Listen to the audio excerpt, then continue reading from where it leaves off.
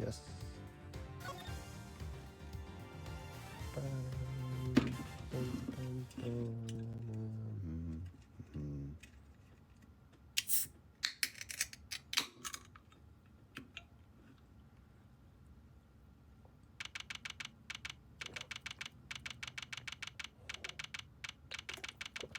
Huh? We're back? Whoa. Went deep onto that one. Sorry, Malzarino. Didn't mean to bend your ear for so long. I had no idea how that was how it all came about. I read the files, but they don't go anywhere near into that level of detail. I bet they'll paint things in a much rosier light for the prosecution too. Von Karma was the one in charge after all. What happened to the case after that? Well, what with the ice sculpture vanishing from the victim's room, things hit off a bit of a rough patch. So rough, in fact, that it took a full year before they could even reach a verdict in the trial. A year. This was back before they brought in the whole initial trial thing. You didn't have to finish up in double quick time like you do nowadays. Did they ever find out how the victim's creations managed to just disappear? Well, they're surface or frozen deserts, whatever you call them. Ice, in other words. The victim's creations. As made advice can know, which is exactly why they concluded must have happened. But there's a chance that wasn't how things actually went down. What do you mean? So this place is a gallery these days, but back then it was Samson Tergaro's face, yeah? Indeed. Word is, Frost's ice sculptures are suddenly back on display. 18 years after the fateful day. The sculpture the victim made. So the candy's like, how many years? 18 years. I figured it was worth coming down for a little look-see just in case. Seemed like the least I could do for poor old Reverie. Alright then, let's go look at these icy marbles, shall we, kiddo? I believe they're on display in the Winter Wing, as it's very snazzily known.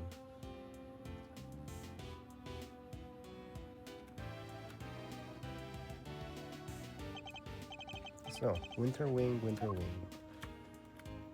This is the one that disappeared and melted apparently, and now it's back? It's locked. The gallery's open for viz, but the Winter Wonder Wings off limits? What gives? Fender? Perhaps you should look more closely at the pamphlet we were given. The Winter Wing is over there.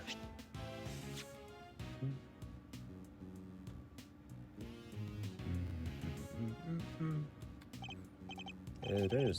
Freaky. Could have sworn it was this one. Anywho, shall we? Time to dive on and see what we should have seen 18 years ago.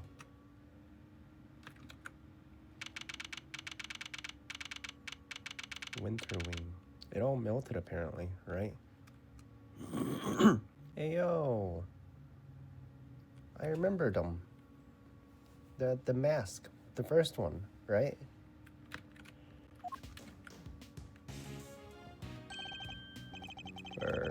I see they're still keeping it chilly as all heck in these rooms. I'm about to turn into a popsicle stick. It is Winter Wing, you know, but you're right. It's like a freezer in here.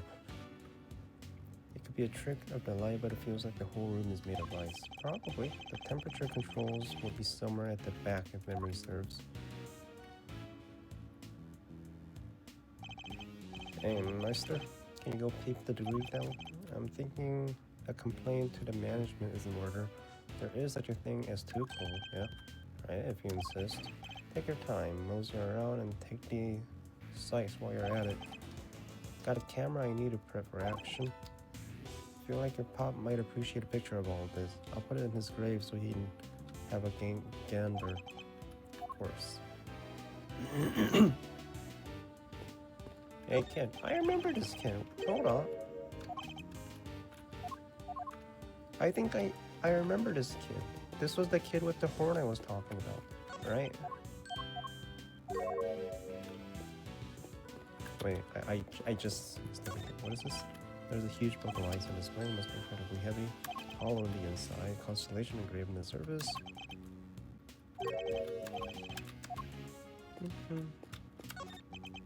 There are 2 large ice stashes on this one. Alright, can we look around? There's frost, right?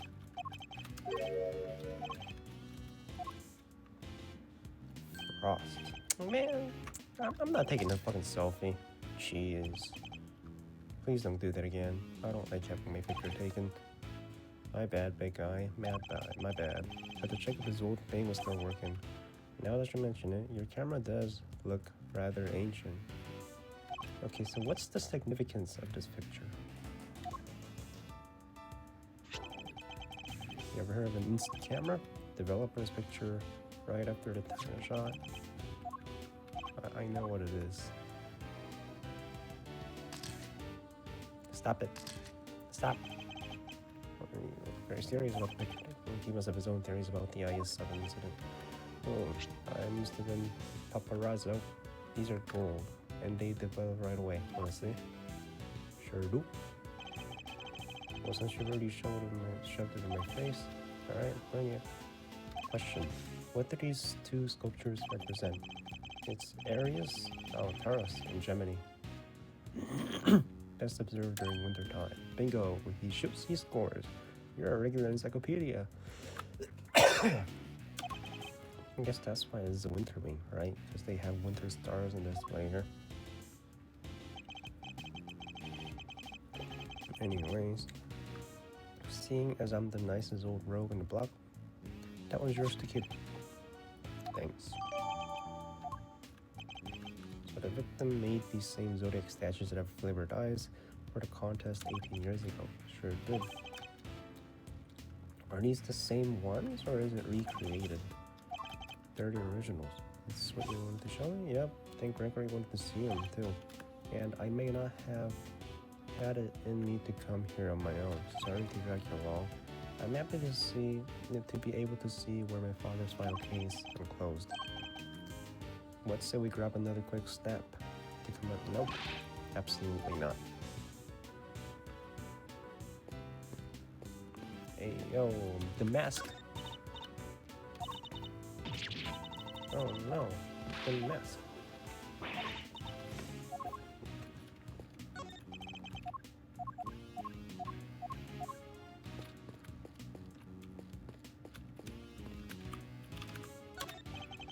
This lamp appears to be made of rock salt, illuminating diagram of this window.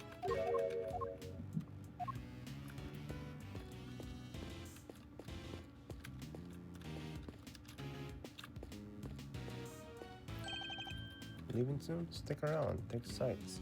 Might as well while we're here.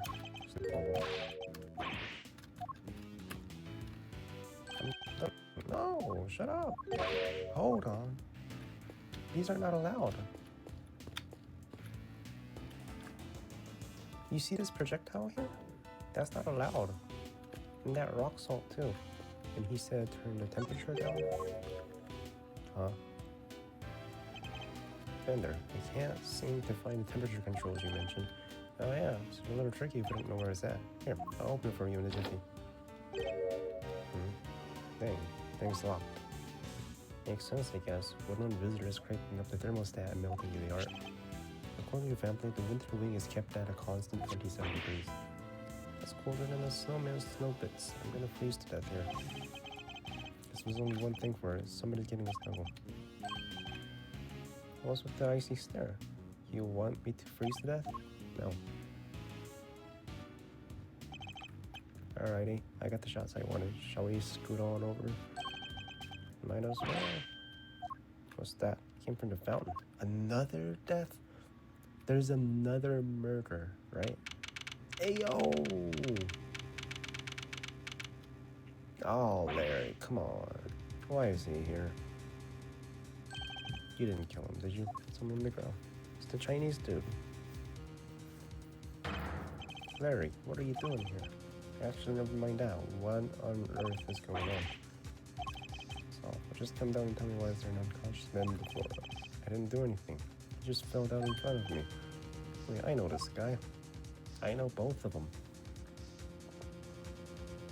Ayo, the other two are there too. It's rude to make a racket in an art gallery, you naughty boys. Is he dead? Wait, the smell. He's still breathing, but I know these symptoms. It's not safe, Miles. We need to get everybody out of here. Everyone, with me. This isn't the moment to lose. There's poison gas coming out of that room.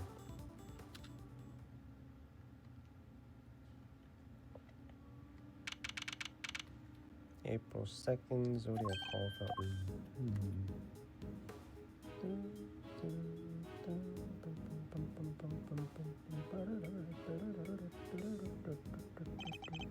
How's the victim doing? Not good. He inhaled a lot of gas. He's still out, as it sounds like it's pretty. And it sounds like it's pretty serious. But the paramedics said there was no sign of external injury and that he was conscious before it happened. Anyway, he's alive, just barely. He's lucky we found him when we did. But like I said, he's not out of the woods yet. They put him in the medical room with their specialist. I see. I couldn't help noticing it seemed like you knew him, Fender. Sure do. That was Camilo Gusto. Gusto, right. He was here back when the whole IS-7 thing went down. Confectioner, so he was here 18 years ago too. Anywho's, this guy here seems like he's rude health. Or Palavitor smells right now? Yep. Something like that. I'm glad you're okay, Larry. What you do? What you do? I'm better with Troublemaker, but one of my only friends back from where I lived is. Ever since he developed the fashion front, he's been trying to make it big as the Dolores Dukesnim. Dunim? But new name or not, it's still the same old Larry. Wow, grade school buddies. How'd I tell Gregory about this? He's dead. He'll be over the moon to hear you have a bell. I was always worried you never click with anybody. Hear that, Edgy? You're lucky to have friends like me. Never knew I was the cause of frustration from my father. Never mind now, Larry. What are you doing here? What are you doing here? Good, now talk. What did you do? What did he do this time? He keeps coming here. He just adds a wrench into the whole system. Stop. Sure, it's nice to have somebody take an interest for once. Spare me. By the way, Mauricio, did you notice anything when you found the victim? What is he hiding? What is he lying about this time? Didn't you say you'd seen something awful? Oh, that old guy just appeared and then splat. He was on the floor. Scared the life out of him. That's not it, is it?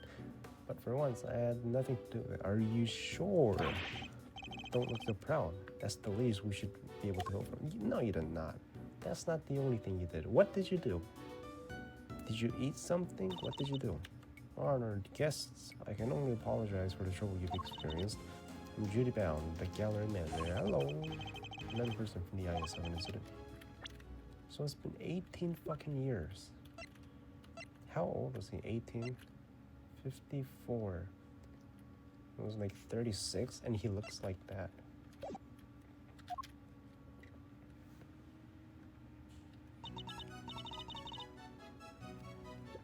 Mr. Fender, it's always a pleasure.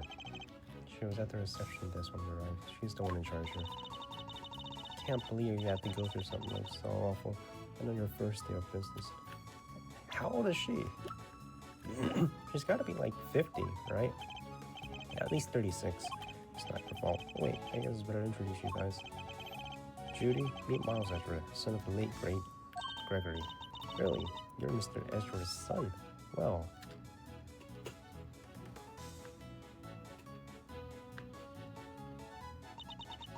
Isn't this fabulous? The great man's son, here with us. 18 years long. Long years have passed, but now look, he's here at last. It's very lovely to meet you, Mr. Fine, attorney number 2. Judy, that was the bomb. I see you're in good voice as ever. Miles Edgeworth, prosecutor. Pleasure to meet you. Oh, you're a prosecutor. Sorry. Forgive me for jumping to conclusions. She's very polite, but there's something strange about her.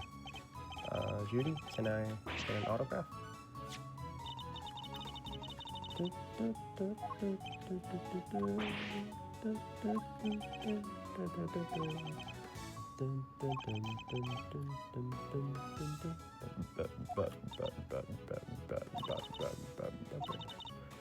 co-stars were kind enough to say that to come visit once we open. There you are. And good luck with your artistic endeavors. Thank you so much, Judy. I'll treasure it till my dying day. You and me are peas in a pod, Lars. Peas in a gosh dang pod. How lovely for you both. Larry, could you go practice your drawing somewhere or something? You did come all the way to an art gallery after all. You'd be ashamed to waste the opportunity. A real artist drawing or have exhibits? What an honor. He's not a real artist. As you can have the bright idea once in a while, as you. Hi, Judy. Seeing as you're so nice about it, I guess I will. Be right back. He's a real live wire, that one. That's one way of putting it. I can only apologize. By the way, there was another woman with you. Where is she now? You mean Delicia Scone? It's a cheater? She's in the medical room helping to care for Mr. Gusto. I call it the medical room, but there's nothing quite so grand, of course. I couldn't stay with them as I'm the only one in the staff, so I can't leave the gallery unattended for long. We've heard that name before, haven't we, Fender? Sure I have. Sounds like our IS7 bingo card is complete. Something tells me this isn't a coinky think. Perhaps I could offer you gentlemen a cup of tea? Drop of the old Judy Bound special blend. Why not, for old time's sake? That would be lovely. Thank you. Clink, clink, clatter, clatter.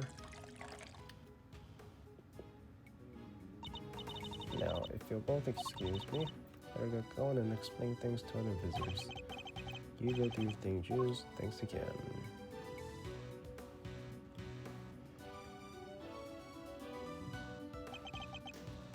Aroma, Ceylon.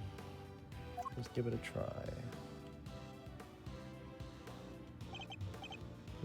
Fine blend. Top quality Ceylon indeed. Citrus aroma is said to improve one's ability to concentrate, right?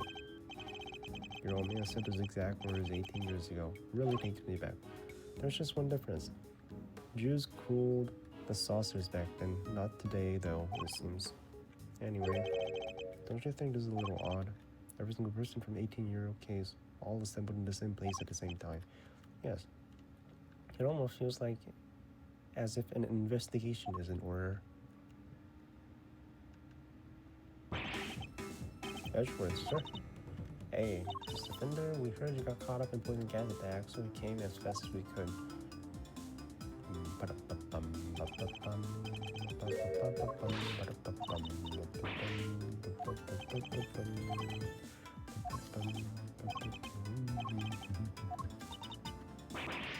When it comes to running away, Gritty Thief here is the world champ. Then run away. Don't chase the poor detective. All set, sir. Just say the word and I'll head in there and start investigating. We're counting on you, detective. Good luck in there, Dickie boy. No way. Gummy almost looked like a real detective. So proud of him. But is he? He is a real detective.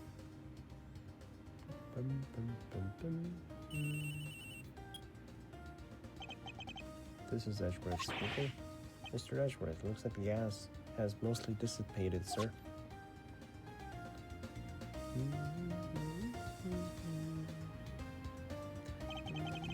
Very good, detective. Now calm down and tell me what you see. Yes, sir. First up, the exhibits. There's a statue of two people. On the left side, and on the right, some kind of two-horned animal. Wait, a statue of two people there? That sounds familiar. In fact, it sounds identical to the display in the winter room. Other than that, that place is looking pretty damp. The sprinkler sprayed the place good. Must be what stopped the gas from spreading. Sprinklers, are there any signs of fire? No, sir, and the fire alarm hasn't been triggered either. The sprinklers look at the type that detect heat and smoke.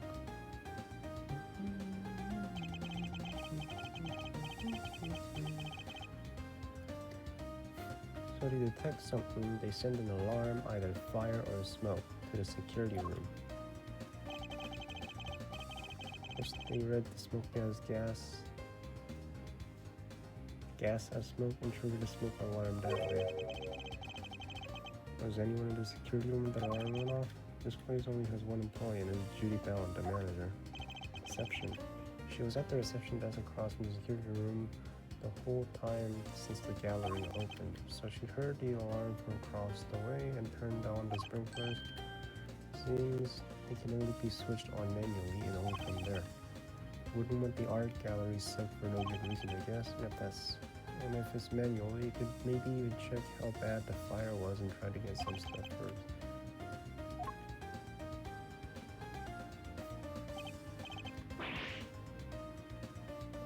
It's freezing in here. This isn't the autumn wing. It's the midwinter wing. So the autumn wing is cold too. I checked the temperature. It's 26 degrees in here, sir. Why is the autumn wing being kept at the same temperature as the winter wing? That's all I got for now. I'll let you know if I find anything else, sir. Understood. Thank you, Detective Gumshoe.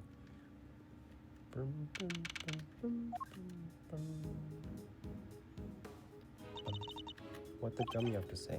The autumn wing was quite wintry. I don't get it. Can you get a map? Thank you. So, the winter wing is exactly the same as the autumn wing, right?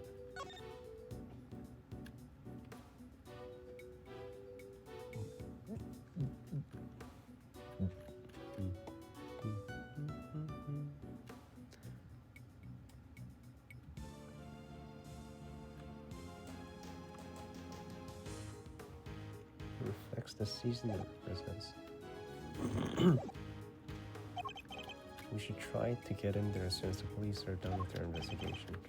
Amen to that. We need to see what to deal with for ourselves. Is there anybody else who may know something in the meantime? Yeah, there's one guy. Miles' best bud. Is what? If we have to, I guess we have to. Alright, Larry, what did you do?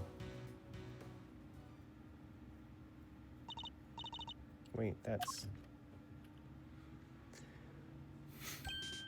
Okay, didn't expect to see you here. Looking as fresh-faced as ever. A long time, Larry, right? Here's the deal, I'm Lars right now. Just soon, I'm also a bit of an artist.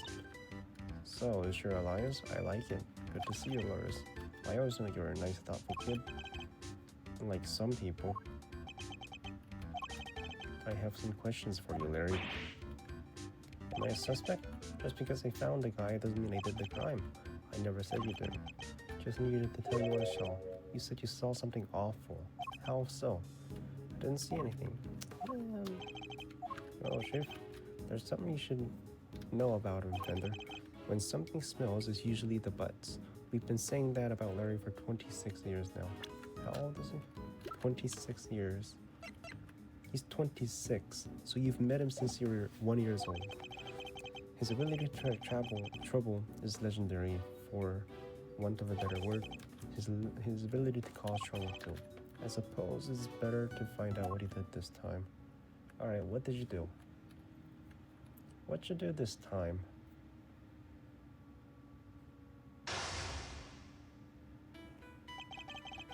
Our aim is to uncover anything Larry might be hiding. However, it's almost impossible for him to keep his cool. I'll need to bite my time. I like how we just assume, and we're right. We just assume he did something, and he actually did.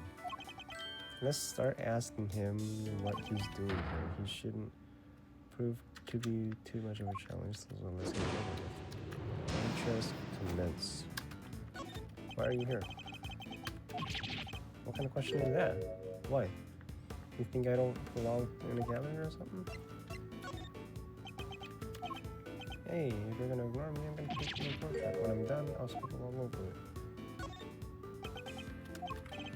I'm joking, okay? I'd never scribble one of my pieces. How could I? They're valuable artworks. According to you, perhaps, I imagine I might struggle to agree. Fine. She's called Lulu, okay? And she says my pictures are masterpieces. So if she likes something, I'll draw it for her. Anything at all. Where is this lady? What, a guy can't be apart from his girlfriend for 1 second? I have my own life. Bide my time. Am I just biting? Fine. Lulu says she's a Gemini, okay? So I thought I could do sketches of this statue showing her date. And I expect you're pretty proud of this sketch. Not so much this time, actually. But you know, it being her sign and all, I just thought maybe she might kind of like it. So you're here for the Gemini sculpture. How very like you to try to tell me nothing, and give so much away in the process. So to summarize, you came here today to draw a sketch of Gemini statue for your girlfriend Lulu. What? How did you figure all that out? From your insistent prattling. You can't just help yourself, can you? Fine, I won't say another word. Larry may want to keep his mouth shut for now, but I have my answers one way or another. Let's ask him what he did after he arrived here after the gallery. We'll soon see what he's hiding. It's a matter of time. What did you do? Alright, tell me what you did when she arrived. What's the big deal? Why are you staring at me like that? I don't remember. I don't have a fountain, so I don't know what was here. Kind of hung around by the fountain. You didn't get a pamphlet. You paid your entrance to get the reception desk. Huh? Like, you mean entry is not free to get in here? You didn't pay? You need to tell me you entered without pay. I'm sorry, okay? It wasn't deliberate. There just isn't anybody at the reception desk is all. So I thought entry must be free. Miss Bound wasn't at the reception desk. So you're saying Miss Bound wasn't at the reception desk at the time? Yeah, but it looked like there was somebody in the room opposite. Interesting. According to the Gumshoe, Miss Bound had to enter the security room to activate the sprinkler system. I expect she wasn't at the reception desk because she was busy responding to the incident. And right after she finally got to the place, open for business to for duty. The Winter Wing, gallery's greatest attraction. Gonna be your room now. You know a lot about the Winter Wing. You say you didn't have a pamphlet, and yet you seem to know all about the Winter Wing. For example, that the Gemini statue you came here to draw just so happens to be in the said room. Therefore, it was your intention to visit the Winter Wing all along, wasn't it? How? How did you get me again? Fine, you're right. I came here for the Gemini statue. Came here to visit the Winter Wing. I won't deny it. Larry's not one to confess so easily. Then again, he's always managed to surprise me in unusual ways. Let's see what more he can tell us about the Winter Wing. I expect even Larry has found this feat a little by now.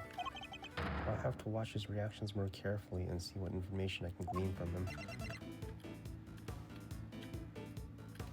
What did you see in the Winter Wing?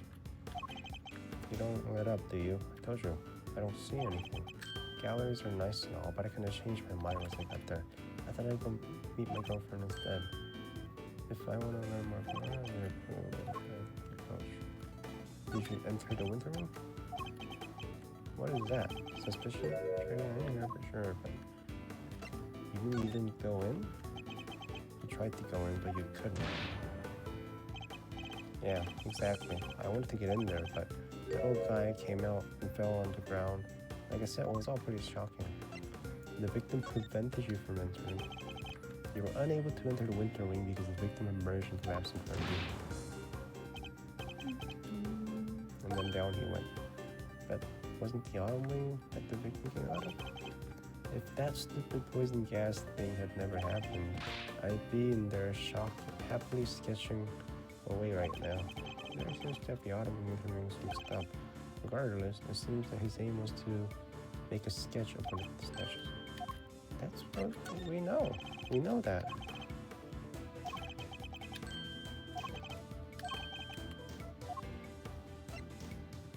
So where's your sketch? Didn't you say you came here to make a sketch of one of the statues for your girlfriend?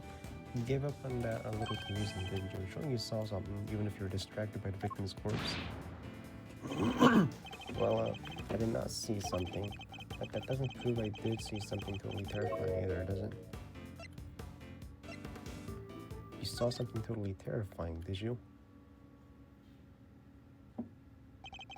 Really, Larry? You can at least try to make this a little harder for me. I put it to you, Larry, but you did in fact see something totally terrifying. How do you do it, Edgy? Are you some kind of a mind reader? No, you're just an idiot. Fine, I guess no point in trying to keep it a secret any longer. Thank you. Tell me. It wasn't the most edifying use of my time, but that's checkmate.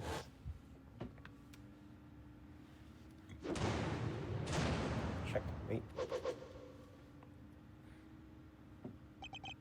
I just couldn't help staring at the Gemini statue. My eyes were drawn to it. You keep talking about a Gemini statue, but there's no way you saw what you think you saw. It's simply not possible. Larry's still laboring under the missing customer he was looking at the winter room. This is a piece of evidence that shows us what Larry was looking at. Probably this?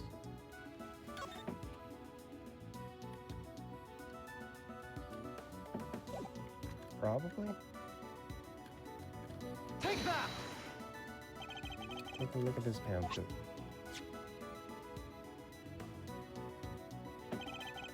The Ottoman picture sculptures depicting... He was looking for a Gemini, right? Which means it should have been in the winter wing. Capricorn, Aquarius, Pisces, and Aries. Not only that, but I've seen the statues depicting Gemini in the winter wing for myself.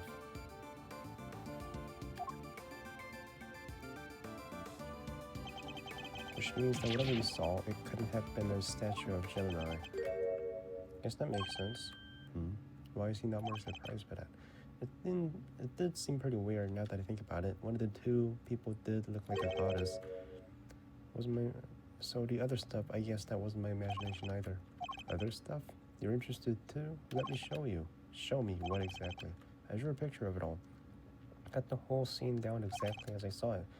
I'm still not that confident in my work, so just show it to me. Really? Alright, here. What on earth? He drew this? It's grotesque. Trying to tell me that the statue is crying tears of blood. I have to say, Loris, it's pretty scary, right? Because it was scary. It was supposed to be a statue of Gemini, but it up and turned into a goddess right before my eyes. Huh? It freaked me out so bad I screamed out loud. So he wasn't reacting to the victim collapsing in front of him after all. Huh? Wait, when you say it turned into a goddess, what do you mean exactly? What do you mean? What do I mean? The bottom half was suddenly a fish. That's exactly what I mean. A goddess with the fishy bottom half. Sounds like pieces to me. Pieces. Pieces? There. Pieces. Autumn and winter swapped. It is all based on the legend of a goddess and her son turning into a fish to escape some baddie. Wow, really? I thought Pieces was just two plain old fish. Edgy, do you think the statue's cursed? I mean, tears of blood turning into a fish? That's some pretty cursed stuff right there. Don't be a fool. Imagine you simply mistook one statue for another. Look at you, tucking it carefully into your visor. Simply thought I might have a use for it later, maybe in the bathroom. You're the worst, Edgy, the worst. Kind of freaky. Deaky though, huh? Statue with bottom half. I'm pretty keen to find out what went down in the autumn wing, aren't you? Can we just go in? Suppose I am. Could there perhaps be a trick to the pizza statue, perhaps?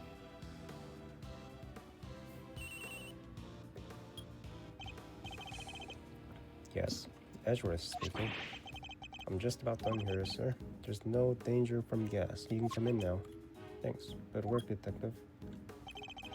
It seems it's finally safe to enter the autumn wing. The good detective sure has Impeccable timing. Come on, let's go take a look. We're going in there. Did you really think I was gonna leave you out here on your own? I know better than to do that. Alright everyone, to the Autumn Wing.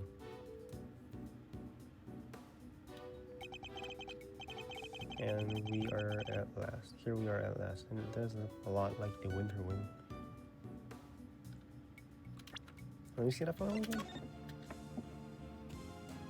You said it turned into this thing.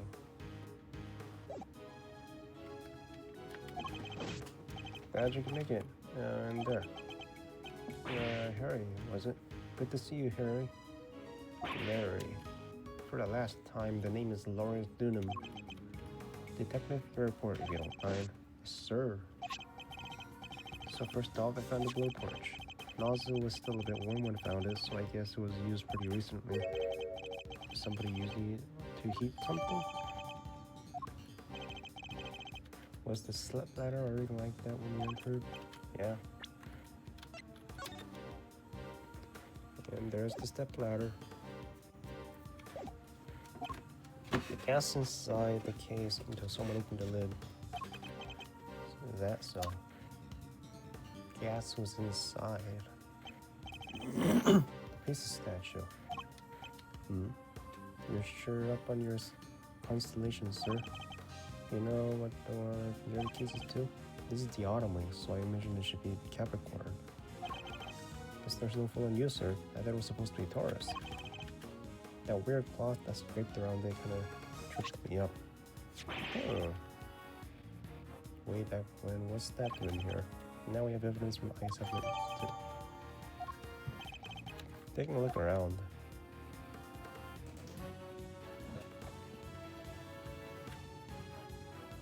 What?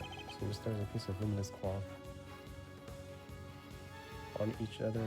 That's the luminous cloth? Sure, let me whip them up.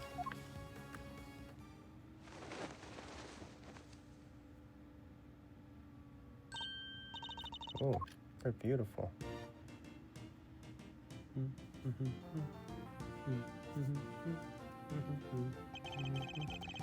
So the transformation Larry witnessed, could it have been a moment with the cloth around Pieces' lower statue? Lower half fell away. See, Ezra? See? I wasn't imagining things, and I wasn't mistaken. Listen, Monster, I think we can all agree this room is a fishier than a bucket of fish. My hunch is that someone deliberately tried to make the room look just like the Winter Wing. Yes, I was thinking the exact same thing. They even covered the statues up just the way as to make them look similar. With claws over the bottom half, Pieces and Jiminy's statues look almost the same.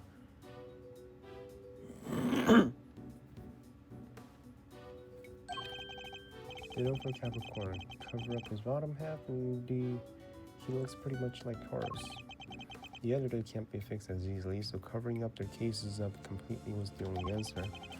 So somebody went to some lengths to disguise the Autumn Wing as the Winter Wing, huh? I still need to take a closer look in here. Wouldn't you agree? Hold it. It's you. I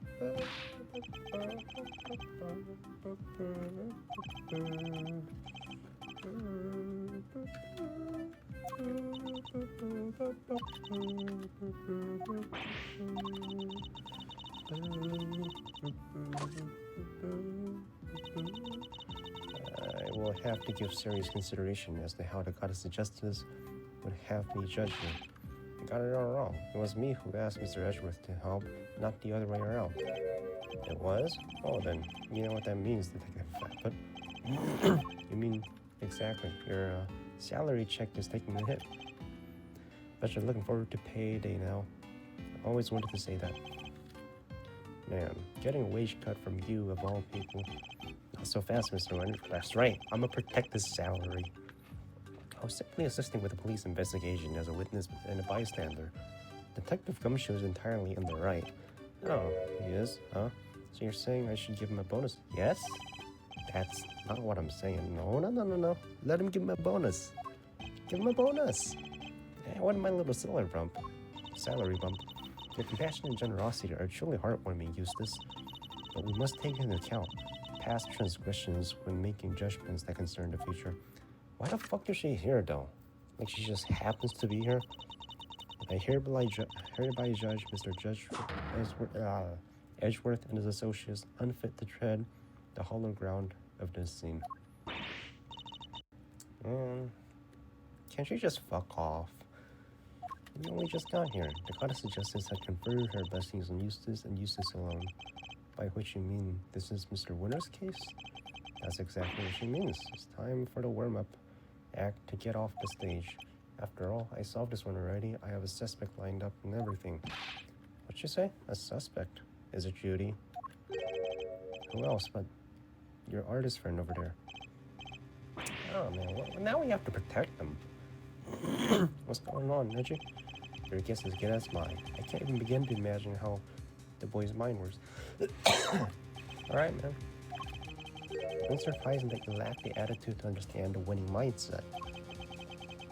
Lack attitude. Something tells me he doesn't know the real winning term. A phrase. Well put, Eustace. Mr. Edgeworth does indeed lack a certain aptitude. Alright, man. Yeah, exactly. Where's your aptitude, smart guy? Wow, he's totally shameless. Underestimate my information gathering skills at your own peril. Before we came here, we dropped by the medical room to ask the doctor a few questions. And he told me where the poison gas came from. And where might that have been? It was a chemical you find everywhere. Can't think of the name just now, though. Wait a second. Let me just call him real quick. Perhaps I can answer the question while Eustace is on the telephone. Why let him make a call if you know the answer? The gas was created by mixing two specific chemicals, ubiquinum and asphyxion. Right, is that real?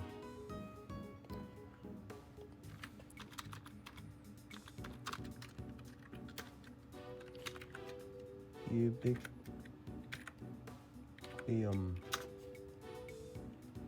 It is not real. Ubiquinum. What about asphyxion?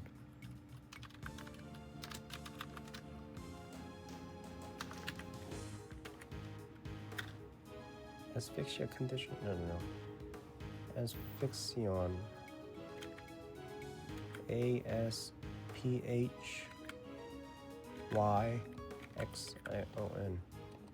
Right? Chemical. Is this real? Asphyxions. Chemical asphyxions which interfere with the transportation or absorption of oxygen in the body include hydrogen cyanide, carbon monoxide. These should be treated as toxic gases, meaning a lab-specific SOP is required. Asphyxion. Alright. What kind of chemicals are they? Ubiquinum is a red liquid used in all manner of everyday products. That's the tier, right? Paint and dishwashing liquids, among various others on its own, it is entirely benign. So it's something anyone can get their hands on, precisely. But the same cannot be said for asphyxion. That does sound nasty. What does he use for this? Carbon monoxide or hydrogen something, right?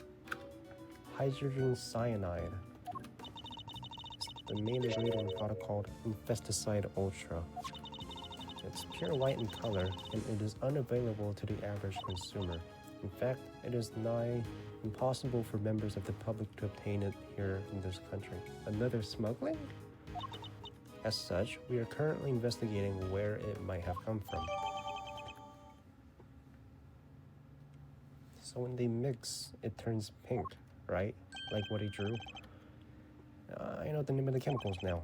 Don't waste your breath. Just Gavel informed us already. Huh? Great, that's quicker. Sources of gas, ubiquinum is used in paint and stuff. And there was somebody in here at the gallery today who brought paints with them. Your friend, the artist. You can't accuse me just because of that. Objection to the paints on that palette in your hand. Hey, Andrew, is this kid okay? He seems a little... Indeed. I haven't known him long, but he's a little prone to jumping to the wrong conclusions. Hey, quit talking about me. Like I'm not even here. Ignore them, Eustace. They're simply intimidated by you, nothing more. By the way, Larry Butts is not just some nobody. He met the prime minister of 2 countries, I believe. Why not give me a reason to fear when you were winning deductions? Winning? Yeah, good idea. Get a load of this, losers. Alright, what you got?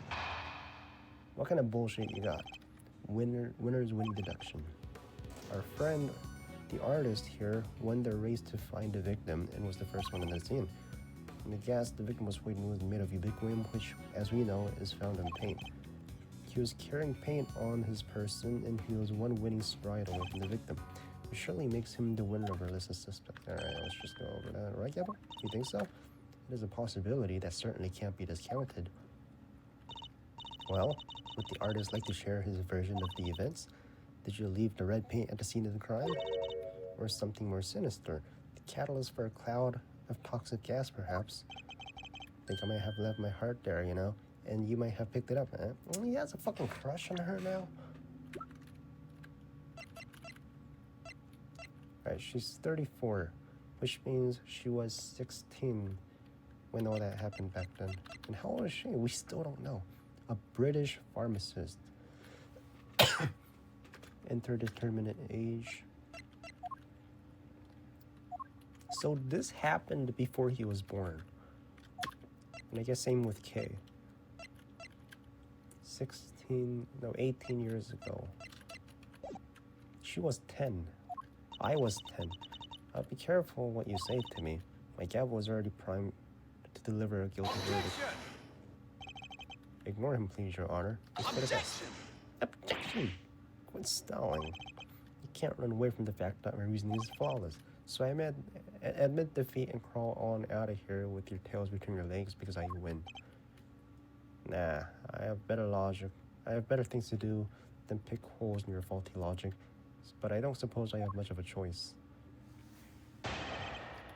Winning deduction. Alright, let's see. Hold it! Press, because nothing really matters.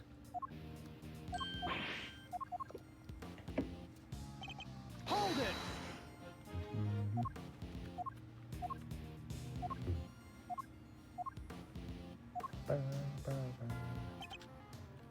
Hold it!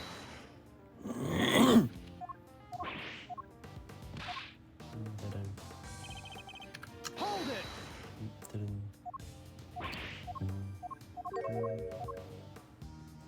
Alright, so that's it. Our friend, the artist, won the race to the victim and was the first one in the scene, correct? This one is made from ubiquitous, which was, as we know, found in paint. Clearly carrying paint on his person, and he was on the one winning stride away from the victim.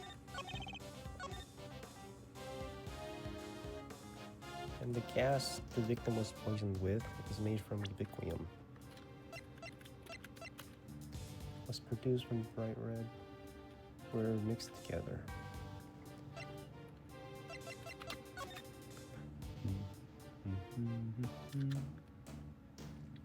He did a damn well.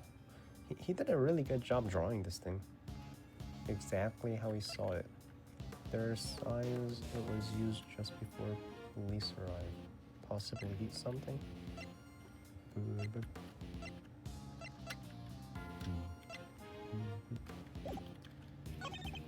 He was carrying paint on his person, and he was 1 winning strike away from the victim, which surely makes him the winner on the list of suspects.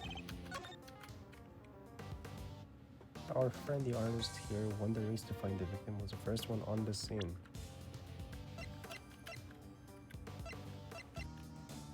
Produced when bright red ubiquitous and pure white asphyxion were mixed together. Statues matching those by the victim 18 years ago.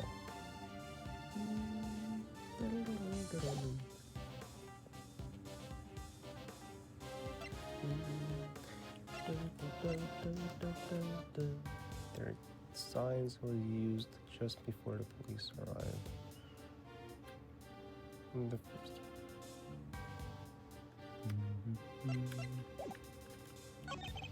The gas the victim was poisoned with is made from ubiquitous, which as we know is found in paint. Alright, let's just naturally read it. Objection!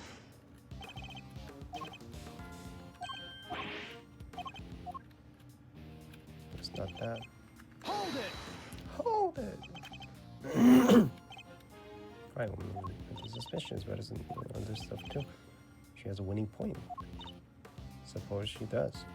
It's also found in dishwashing liquids, among other things. In other words, paint isn't the only possible explanation. No, but just listen to her amazing deduction. He was carrying paint on him, on his person. He was one stride away.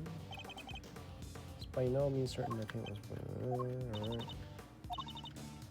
Copying Mr. Ezra's speaking style isn't a shortcut to looking cool.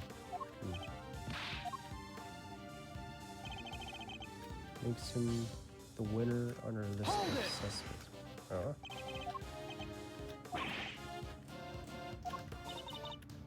Literally asking for it. Yes, so that's fine. We know that. Flawed assumption. Yeah, he phoned the other guy and he still got it wrong somehow. That's a waste of her time. What? This poison we should know is found in paint. He was carrying paint in person and he was one with his won the race to find the victim. He was the first one on the scene. Their signs were used before the police arrived, possibly to heat something. Close. 3. Objection! Overruled!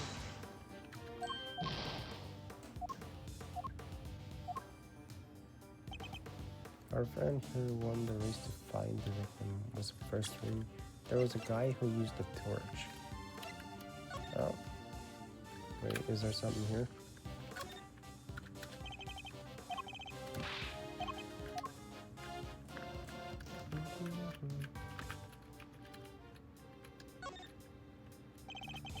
Must be the switches. Let's see how they work.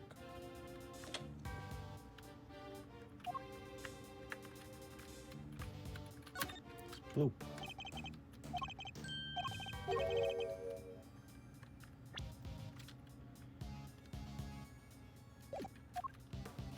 What does it have to do with the case?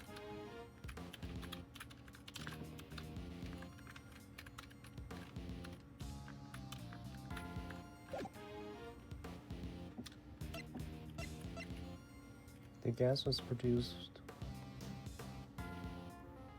in bright red. Is found in paint, but he needs the other thing too, right? Objection! Alright. That's kind of stupid. Reductions are anything but winning, I'm afraid. But you're looking to win a prize in coherence. So you agree that I deserve a prize. What you deserve is to be set right. The gas came from within the case containing the sculptures of pieces. It did, and it was created by the artist guy with the red paint that we know is full of ubiquium. Allow me to offer you a bit of advice. One prosecutor to another, it always helps to listen carefully to others. The gas is created when ubiquium is mixed with another substance, asphyxion. Paint containing ubiquium alone wouldn't create any kind of gas at all. It wouldn't? What? You didn't know that? I thought they said that the guy was asphyxiated with ubiquium. What? I'm mishearing the point. This fucking guy. He can't be serious. The gas had already done its work by the time Mr. Buzz found the victim. Perhaps it's your own aptitude you should be worrying about. My aptitude? Okay, so I overestimated. I was assuming he knew.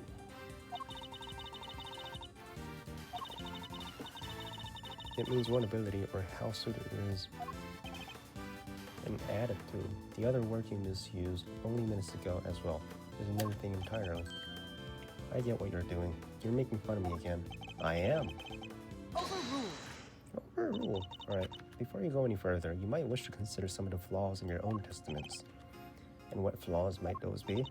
Firstly, that you cannot prove your artist friend did not enter the autumn wing. That's Secondly, you cannot prove the red paint did not have something to do with the crime. But the paint isn't important on its own, surely. What's important is the combination of the red ubiquium with white affixium. How exactly were those two substances introduced to one another? Surely, we need to figure that out before anything else. Indeed we do. And that is what Eustace will be investigating next, or what he would already be investigating had you not been here making needless trouble. We are not here to make trouble, quite the opposite, in fact. We're here to help, right? We're on the same team, right? May I help you with your investigation? I can certainly point you towards a vital clue as to how it was done. He's bluffing, Eustace. Ignore him. Fine, Gavel. He's clearly lying. Might as well let him talk further. Himself in further into a corner. If you are sure. Come on, you're trusting him? Come on. Then show me what you've got. Show me how the gas was created. Take Right that! there. You're saying this somehow shows us how the chemicals were mixed to make the poison gas? That's exactly what I'm saying. Thanks for noticing. Well, they do say I have a good eye. The red tears, Mr. Buttsall. That was ubiquium. What? Wait a second. You're saying this that you cried this stuff out? What sort of culprit is some kind of evil spirit? How much time am I have to waste talking to him?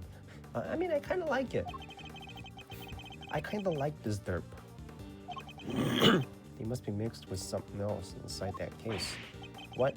And what evidence do you have that's what happened? The evidence is right here in this sketch I just showed you. I need to point out the part that shows the two liquids mixed together. It's pink. Take that! Thanks, Larry. Observe the pool of pink liquid beneath the piece of statue's glass case. This clearly shows us that the two chemicals mixed. What? Wait, I don't get it. How does that prove some ubiquium mixed with some asphyxium? We have an artist with us. Why don't you ask him? Larry, you claim to be something of a painter. Imagine you have some experience mixing colors. What happens when you mix red with white? Don't treat me like a dum-dum. I did graduate from junior high. An idiot knows that red and white makes pink. I mean, there's variations. You got your rose pinks and your burgundy pinks. That'll be more than enough. Thank you. Do you see what I'm getting at now, Mr. Winner? Oh, I think I do. Ubiquium is red, asphyxion is white. Mix the two together, and you get pink. That's what the pink liquid is. Yes, very good. We got there in the end. Yes, interesting. I think you finally convinced them. Mr. Ashworth, you have raised the possibility, nothing more. We cannot know for sure that this shows the result of two chemicals being mixed. And besides, the sketch for attempting to enter as evidence was drawn by a suspect. How can we possibly hope to rely on his veracity? I drew everything as I saw. A true artist never lies or embellishes the truth. Forgive me, but I did not ask you for your opinion. She's a cold one, but I like it. Kinda hot, isn't it? You may rest assured, but Your Honor, that I mean to prove my theory to all of our satisfaction. It may not be wise to jeopardize your position any further. By the way, I helped you on the last case that you got wrong, right? Especially as there's another question to which we have yet to provide a satisfactory answer. How can you prove that this man did not enter the autumn wing? Until you're able to, there's little more to discuss. Wait, maybe the victim can help us out with that? Mr. Gusto? He's still unconscious and in a critical condition. He is? Oh.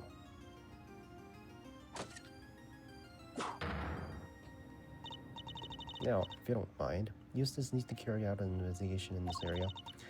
If you would be so kind as to leave him in peace. Hold it. Who is it? Larry? For the presiding judge's sake, I pray to Goddess that you need not ever be summoned to testify. Now then, is there something you wish to say, Mr. Artist? If you could just hold a pose for a minute there, Miss Ice Queen. I am Justice Verity Gavel, and I would be grateful if you would dispense with childish epithets. Oh, finally she tells me her name. Nice to meet you, Verity. The name's Loris Dunham, but you can call me Loris. If you could stop wasting the court's time, Mr. Dunham. Oh yeah, sorry. It's just something I forgot to mention. The door was locked. I tried to open it, and then the old guy came tumbling out. It does appear that the door can be unlocked from the inside.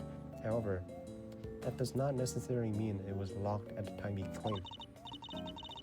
Without proof, your statement carries little weight on the affair.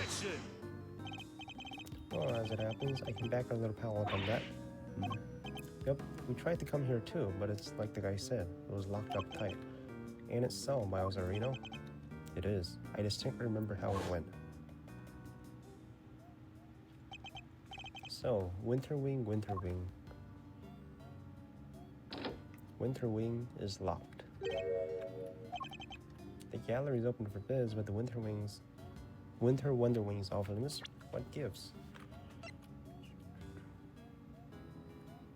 Taking pieces statue. So this is from the Autumn Wing, right? Pieces. Pieces. Right there. So that was the Autumn Wing. They were made to be similar, I guess. Prior to the incident of the gas, it was not possible to enter his room from the outside. And what is it to say your suspicious friend was not in here with him the entire time? The fact that he didn't suffer the ill effects of the gas. Searching for a gas mask flight, I doubt you'll find one. I see. Then I suppose we have to take you at your collective word. That was a little easy. Well, Judge Gavel, do you accept that Mr. Butts is no longer a viable suspect? And once again, Mr. Winter's deductions have fallen short of the mark.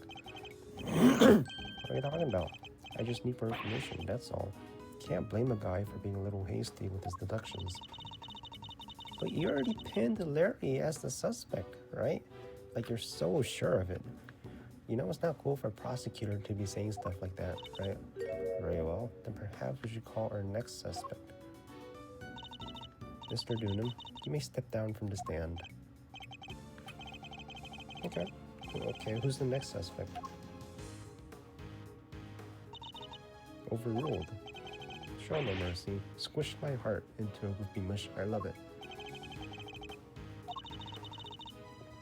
Delicious scone. I don't care about her. Your artist friend may have struggled to lay his hands on a bottle of Infectious Ultra. Bottle of Infecticide Ultra. But someone in her line of work would surely have a better idea of where such thing might have acquired. The court hereby calls for a 10-minute recess. Eustace, we will go and fetch the suspect. Your winning smile will bring her running, I am sure. My winning, of course, Gavel. Let's go get her at once. Detective Fatfoot, you carry on investigating while I'm gone, alright? Sure.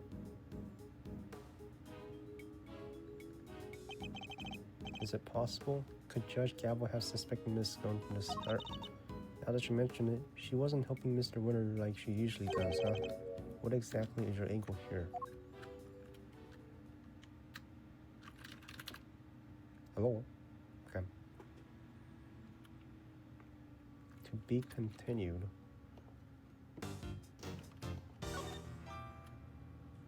That was short. That was long, actually. That was an hour.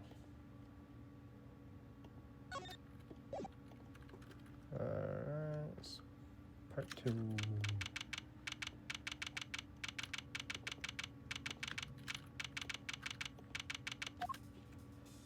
This is the Autumn Wing. They sure are taking their time. I thought this was supposed to be a 10-minute recess. Sorry to keep you losers waiting, but no longer. I won the race to find the Delicious Stone, and here she is. Hello, dears. This lovely young man said you wanted to speak to me. Delicious Stone, purveyor of the most wondrous wares a farmer's kids can offer. At your service, delicious to my pals, and even Miss Delicious to some. You call me the winner, and I'll call you whatever I want. Alright, Winnie Pooh, whatever you say. It's lovely to meet you, dearie. Oh, have we met before, young man? Get a load of this. This is Miles Edgeworth, Gregory's son. Oh, I never. It's a pleasure to meet you, Miles. I want to know how old she is, though. It's been 18 fucking years, and she looks the exact same. Oh, Greggy Picnic's boy. And all grown up, too. Makes me feel my age, why don't you? I wonder just how old she is. Tell us! How old is this mofo? Eustace, I believe you have some questions for our pharmacist. Yeah, what brings you to the gallery today, Miss Scone? You brought her in! Oh, I came to see my dear old Moody Judy, of course. We've been fast friends for 18 long years, and no one's gonna stop me visiting her now. I understand you helped look after Mr. Gusto in the immediate aftermath of the attack. She didn't do much. I didn't do much. Just whipped up a quick and handed over her dear old doctor. As long as I have the right ingredients, I can throw. Oh, that's suspicious. She's a pharmacist, right? It certainly helped that the medical room was well equipped. We were much better off treating him here than losing vital minutes taking him to the hospital. Anyway, we did what we could. The rest, well, that's up to him. And you know the victim? Yes, well, sort of. It's been 18 years since I last saw him. What? So they brought in everybody from that case, and they haven't seen each other for 18 years, and they're all just here now. And apparently he's famous these days. One of the best confectioners in the world, so they say. Interesting. So he's a well-known public figure? Yes, dear. He was in the news and everything. Confectionery crafting king of the world, they say. Wow, so the old dog really went to Zhengfa and upped his game, just like he said he would.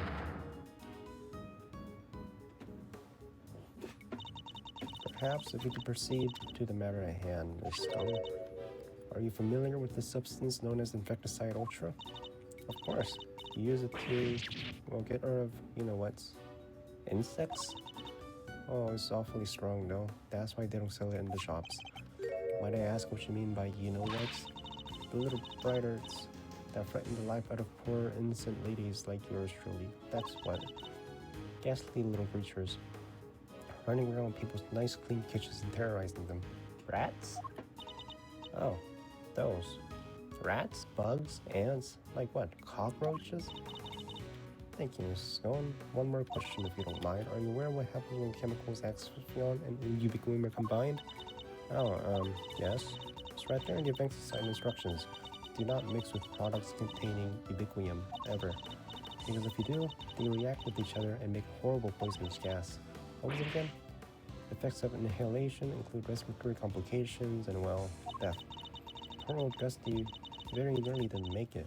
To make that much gas, you need probably 500 milliliters of each chemical, I'd say. She's a pharmacist. Ubiquinum is awfully thick and sticky, and it heats up very quickly indeed. It's also bright red and smells minty fresh. And cheap as chips. That's why they use it in everything. Asphyxion is more watery, and it's white in color. That'll do. Thank you.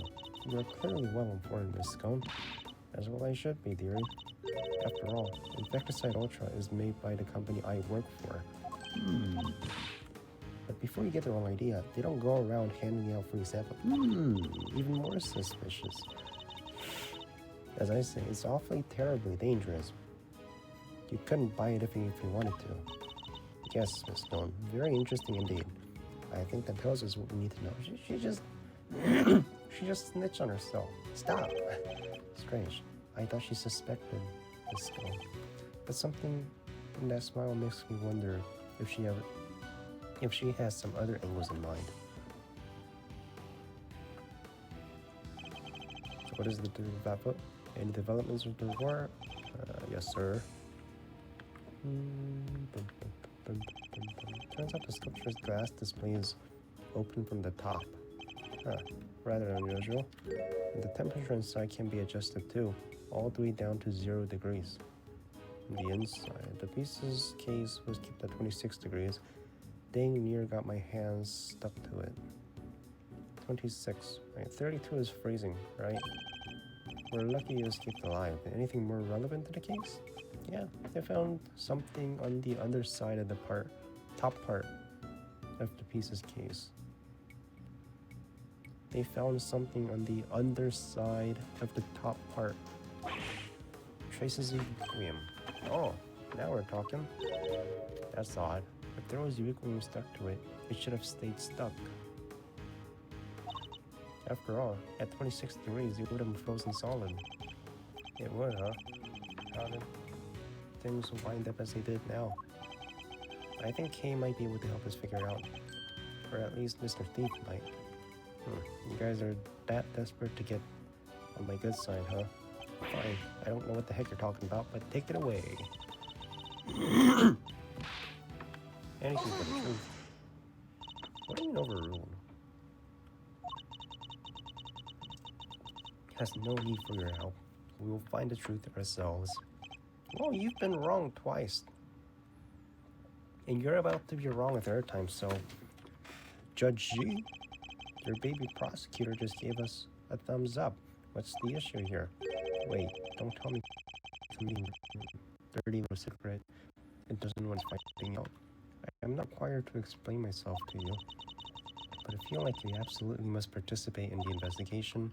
Perhaps you can prove to me that it will be worth our while to keep you around. What exactly does she have in mind? Who triggered the release of the poison gas? If you can answer this question, I will consent to your participation in the investigation. You heard the lady smiles. Somebody opened up the pieces case to let out that gas. Considering what we've learned so far, there's only one person it could possibly be. No? Yes, the answer is indisputable. In that case, please kindly provide it now. Who released the poisonous gas? You! Eustace Winter. Delicious gum, right?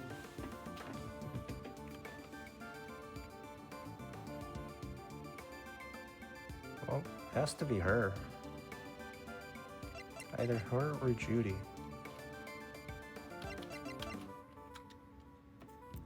Alright. Do we have to? Take that! Overruled! Alright, but...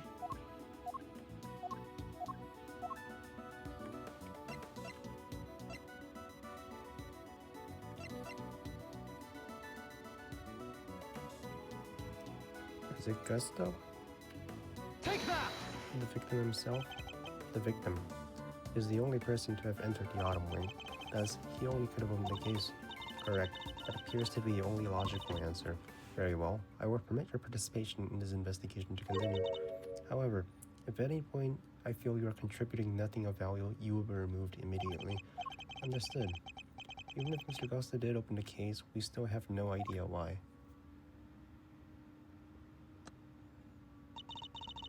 Alright, Mr. Ashworth, tell me what you want to say. Let us use the data we've collected to recreate the scene before the poisonous gas went off. On it.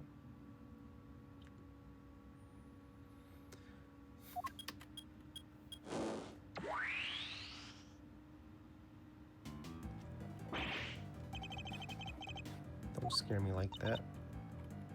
You're Mr. Thief. Is this the first time you've seen it?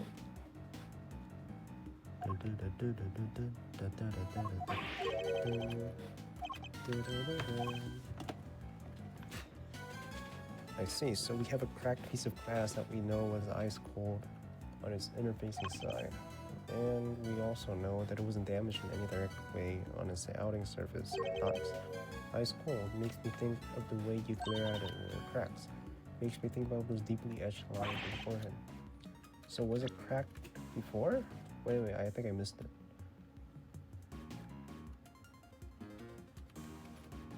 The actual glass lid is all cracked though, right? Okay, so there's no crack here.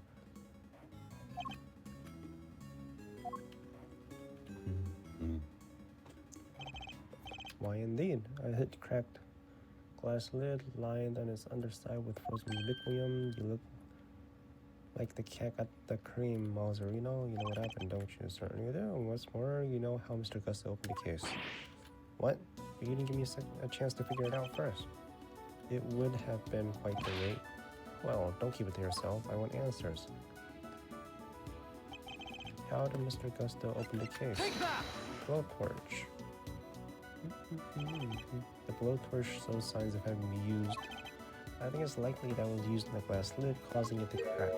A blowtorch? Who uses a blowtorch to open a glass case? I get it. Mr. Gusto was trying to melt the frozen ubiquium so he could open up the lid. Indeed. You beat me to the answer by a second, but let's see who wins in a second. Dr. Edwards, you nearly had it. You didn't have a clue. Nuh-uh. It was Edgeworth making things hard to understand. Would you mind updating the recreations so that Mr. Winter can follow along too? Sure, just for him.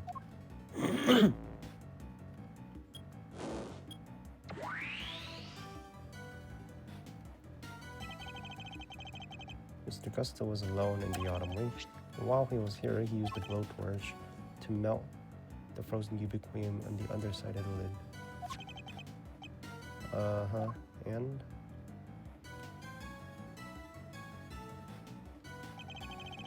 The ubiquium melted, mixed it with the asphyxiant that was already present inside the glass case, thereby producing our poisonous gas.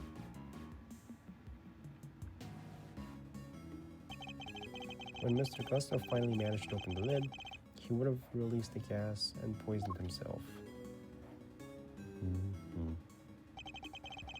He made it as far as the fountain room where he collapsed. Why was there paint on the underside of it?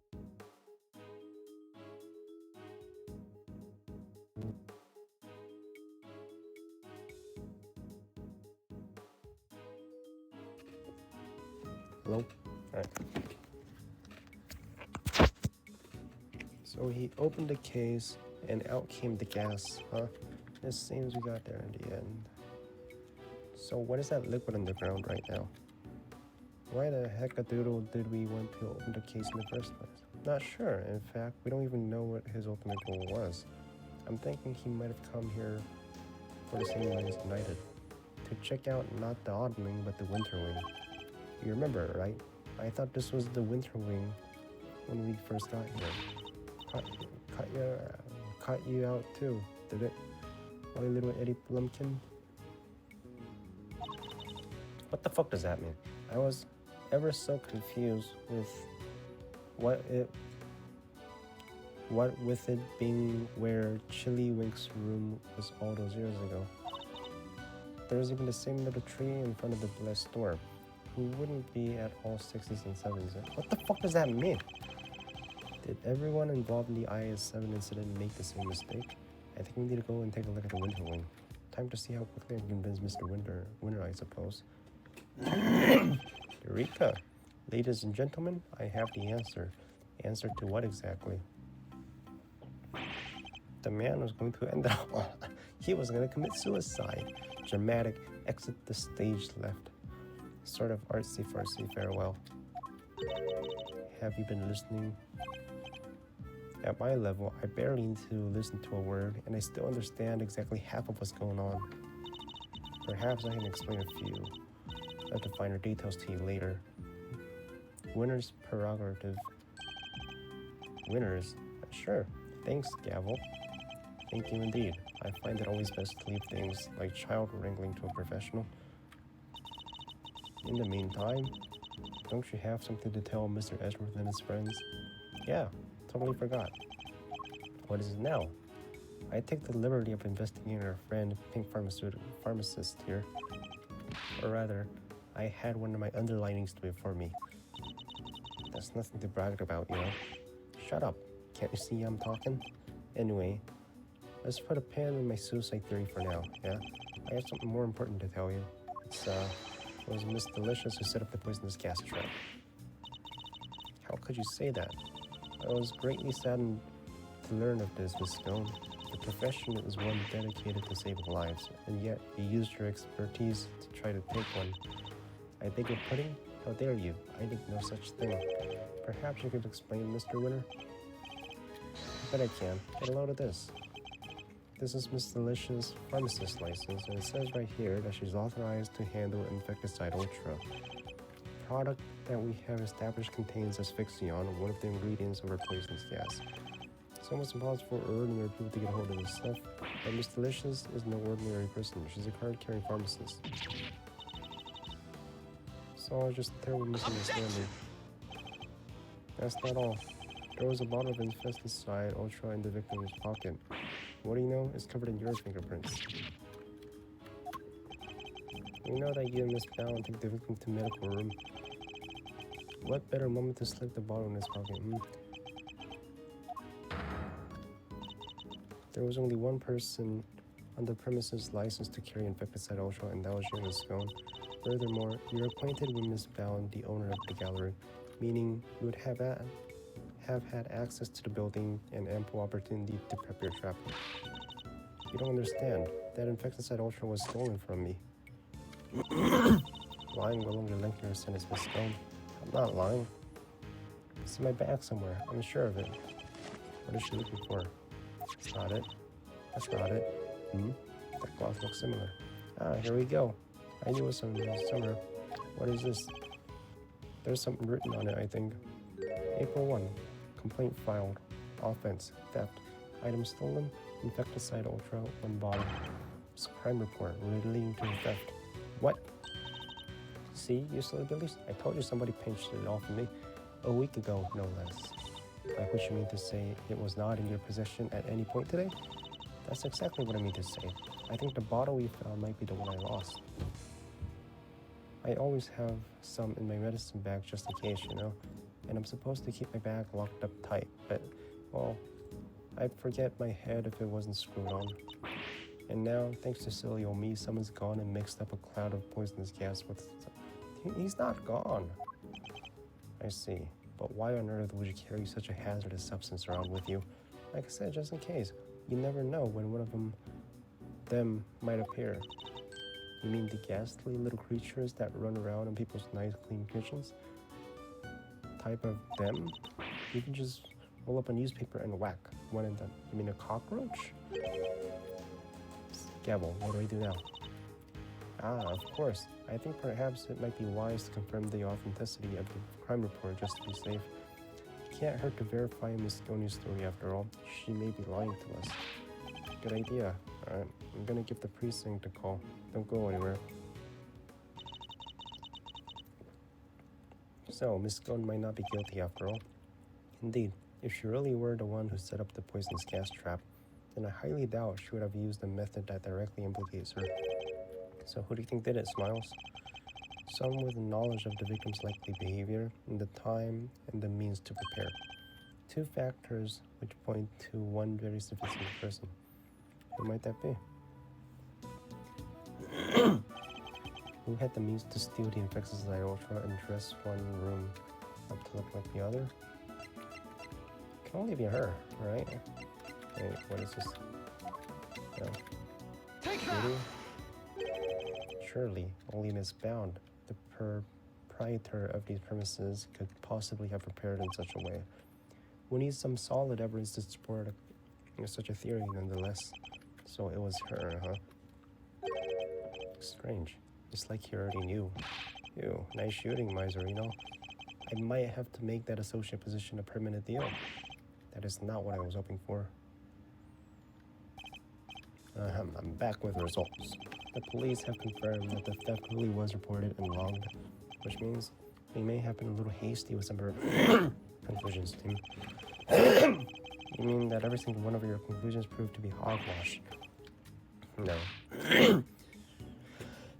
I mean, we're only getting started. What's our next move? Well, first we need to go talk to Miss Bound, and then use this. Mr. Gussel's road destination appears to have been the Winter Wing. Perhaps it will be worth having someone investigate that room more thoroughly. We should totally do that. Fatfoot, go investigate the Winter Wing. Yes, sir. Gavel, we're going to talk to Miss Bound. Very good, Eustace. I'll join you if you don't mind.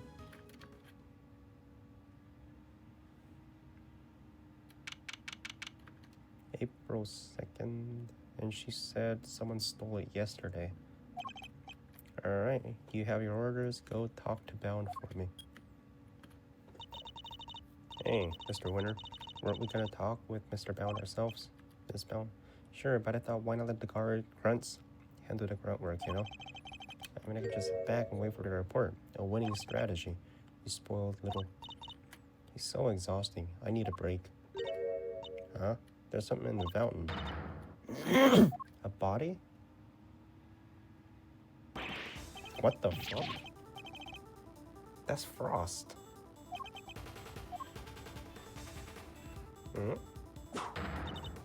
Order? Order in the court.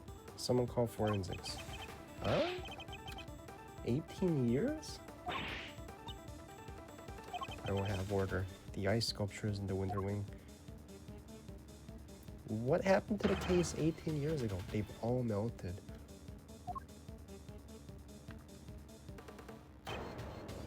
What? Did? Huh? They've all melted? In the Winter Wing.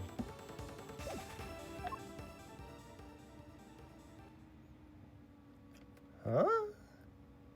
What the fuck's going on? Now we have 2 victims. Talk about deja vu, just like 18 years ago. Wait. Frost. Frost died 18 years ago. How is the body just popping out now?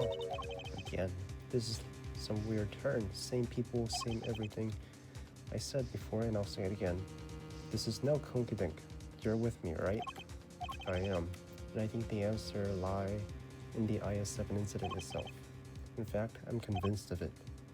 Great minds think alike. Alrighty then. Time for another trip down memory lane. Really? Alright.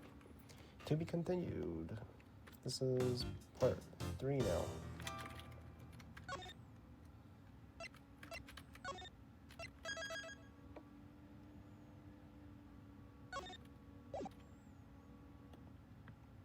We're going back in time again. I can't believe the IS-7 incident was Gregory's last case, or that it's been 18 long years since. Murder at the confectionery contest, and one of the participants, no less, Artie Frost. They pulled his body out of a treasure chest that was a part of Samson Targaro's chocolate tableau. He's been hit in the head with a large rock salt lamp and subsequently bled to death. We found a lamp hidden inside the guy. Yeah, we remember. I remember. Room, Von Karma. All of the icy creations had melted clean away. Because you raised the fucking temperature 18 years ago. Somebody raised the fucking temperatures. December 24th. It's Christmas Eve. All of Mr. Frost's work destroyed. Mr. Von Karma wasn't very happy, and he told us to get out, and in no uncertain terms. So what do we do now? I can't believe he just up and kicked us out. Von Karma's a total jerk. Now, Eddie. It was always the job of the police and the prosecutor's office to investigate the scene. Yeah, but he didn't have to talk to us like that. Who cares if we're cops or attorneys? We should all be working together to find the truth. You can't assume that everyone's aims are the same as your own. You may wish to expose the truth, but others might prefer to accept things at face value. Which way of thinking is right would depend on the person. But what if somebody innocent ends up behind bars because no one manages to uncover the truth? It can happen. We're all human, police and prosecutors included. Which is why defense attorneys exist. Our job is to help people in just such situations to be friends to the friendless. Friends to the friendless. Now, we may not be able to investigate the Winter Wing as hoped, but that doesn't mean we give up. You're right, Mr. E. I'm sorry. I should have thought more before I opened my big mouth. You're young, Eddie. You'll learn soon enough. Alright, so who do we know? Samson Tagaroa, Artie Frost, the murderer found dead. Is that a he or a she? Probably he, right? Judy Bell, she was 16. Detective Bad, he should be 60, right? Delicious Gone, Manfred von Karma. This is it. I will, I promise. Hey, Judy. Mr. Edgeworth, Mr. Fender, you look like you could use a little pick-me-up.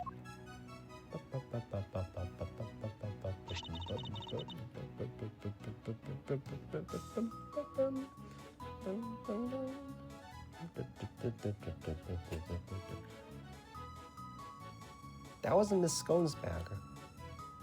That was in her bag. Whoa, whoa, whoa, whoa. Whoa, you're the best, Miss Bound. A little sugar booze might actually help. Or these are a little too sweet for my liking. And a little uniquely shaped. What do you mean? Squares. They're cubes. Uniquely shaped. What do you mean? I'm sorry if they're not your taste. No way, they're great. They're so sweet. They're very kind. Imagine me, of all people, a mediocre confectioner. You mean you made these yourselves? I want to see the shape. They're cubes. What about the shape? They're uniquely shaped. Huh? They're cubes. What about it is unique? Keeping him supplied with his favorite trees is just one of my many duties. Although he does spend most of the time coaching me on how to improve my technique. Miss Tagaroa sure is a lucky guy. Getting to eat homemade sweets made by one and only Judy Bound whenever he wants sounds amazing. I'm sorry, did you say something? Nope, not at all. Dear sweet Eddie, you really do still have a lot to learn. It seems you're quite committed to the work you do for Mr. Tangaroa, Miss Bound. What right would I have to stay here otherwise? What do you mean by that? I was abandoned as a baby, and Mr. Tangaroa took me in. So he's kind of like your father, right? As a baby, saved my life, and became the father I never had. And you're working with him? There is a 23-year-old gap. He saved my life and became the father I never had. I can never repay him, so my work for him is the least I can do. And I'll be here for him for as long as he needs me. That's the most beautiful thing. Must be getting old. I'm welling up a little myself. To think today is Christmas Eve, and I can't even give him a present in person. I'll do anything to save him. Anything. Please, if there's something I can do to help, just say it. We're very grateful, Miss Bound. Perhaps you could help us by answering your question. Did you know the victim? Not very well, I'm afraid. Oh, but if you wanted to see some of his work, I have a picture of the sculptures he made for the final.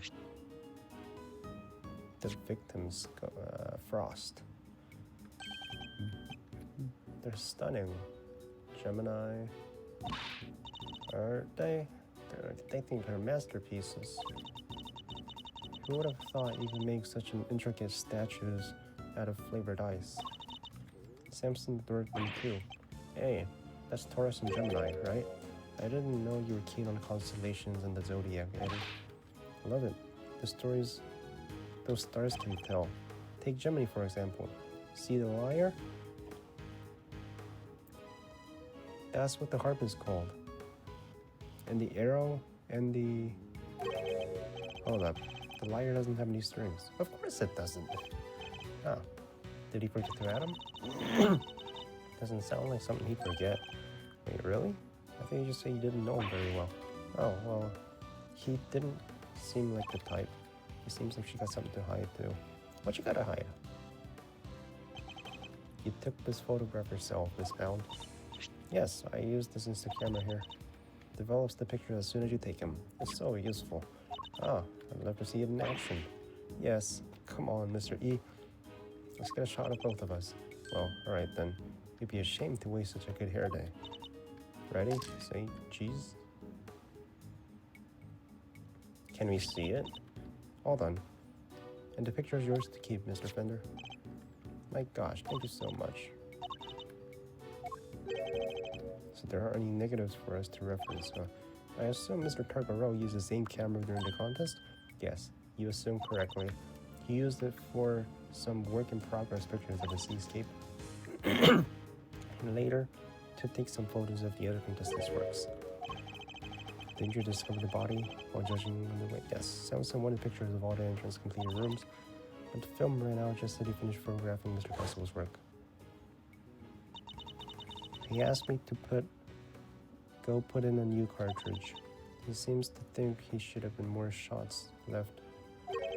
In other words, the film ran out sooner than expected. Yes, the number of shots he took didn't line up with the number of shots remaining, but he thought maybe he just lost track somewhere along the way. But had he really though? I went to our living area to change the film and was passing through the fountain room on my way back when I heard the sound of something break and collapse in Samson's room. And that's the ship. Samson, are you in here? Ah. Mr. Frost's body was just lying there. I was in total shock. It was all too much. But I remember, I called the police. And then I went to tell everybody else. And the camera has been with me ever since. I see.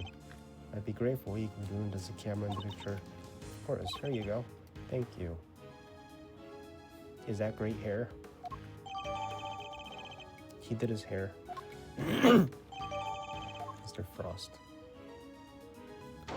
Bum, bum. Mr. Bad. Detective Bad. Miss Scone. Already done investigating? They're done with me for certain. The big meanie told me to clear off. Honestly, that mannequins will be the end of me. The cheek of him. He's in jail now.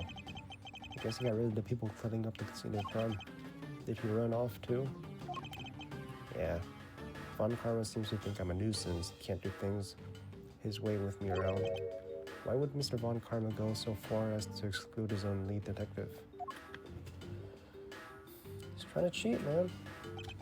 Still, got a pretty good look at the scene.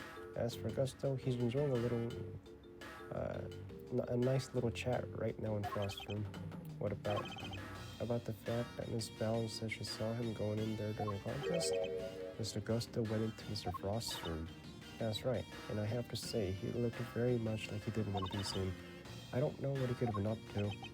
Well, he's candidate number 1 at the moment as the guy who built the Frost work. But is that really why Mr. Gusto went into Mr. Frost's room?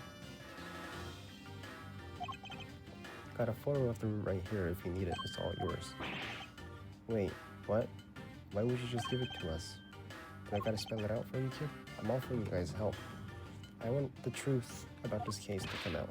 Detective. Really, detective? Mr. Von Karma won't be happy about this. Yeah, well, I'm not Von Karma's stooge. If he's gonna stonewall my investigation, then I'm not gonna play by the books either. Can't let some pesky rules keep me from finding the truth. Now, can I, Mr. Edgeworth? Of course you can. Thank you, Detective Bad. Wow, I can't believe you won him over, Mr. E. Well, I haven't the foggiest what you're all going on about. But here's to new friends, eh? It's definitely nice to have a good detective on our side, that's for sure. Alright, let's take a look at the photograph. Here.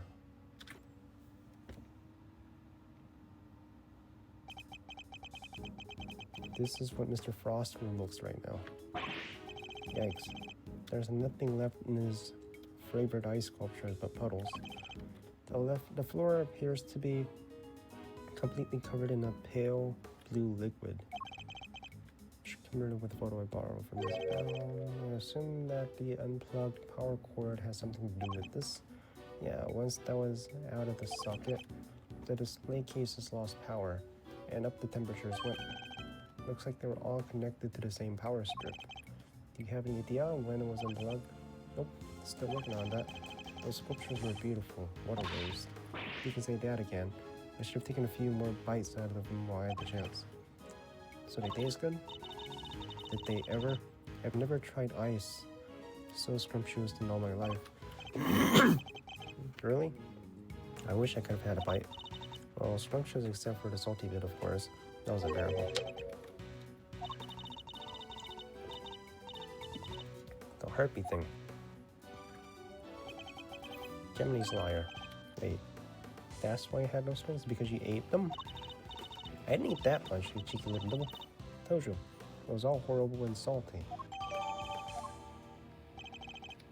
Interesting that only one particular part of this one particular sculpture tasted different from the rest. I mean, how do you make ice that thin, right? And could somebody else other than Miss Scone really be responsible for eating the rest of the strings? Did you notice anything else, Mrs. Scone? Come to think of it, I did. There was a funny little mark on the chili wings work. It was 2 little letters, PH. It's almost like a signature or something. Wait. PH. PH. Is it a signature? Flip it up upside down. HD? I don't know.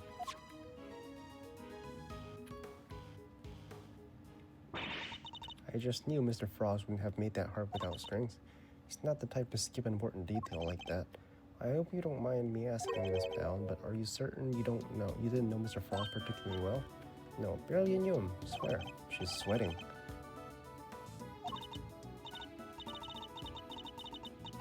They were so carefully made. I didn't think you missed something so important. I'm sorry, I don't believe you. You have more of a personal connection to his work than that. What makes you say that? I have an item of evidence that appears to have been one of Mr. Frost's possession, and it shares a key feature with another piece of evidence. I don't know what you're talking about. What are these 2 pieces of evidence you share? Which 2 items? Where is the first? Well, first of all, this.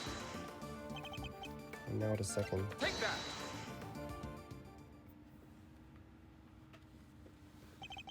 Miss Scone, I found 2 letters carved into Mr. Frost's ice sculptures. I think they were a signature of sorts. After all, it's not unusual for an artist to initiate their work. Guess not.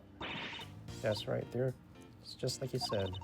Chili wing statues had the letters PH carved into them, plain as day. PH. Shouldn't it be AF? You'd think so, but take a look at this. It's the seal we found at the crime scene. It seems reasonable to assume that it fell from Mr. Frost's pockets, and when pressed into the surface of an item, it would leave the letters PH.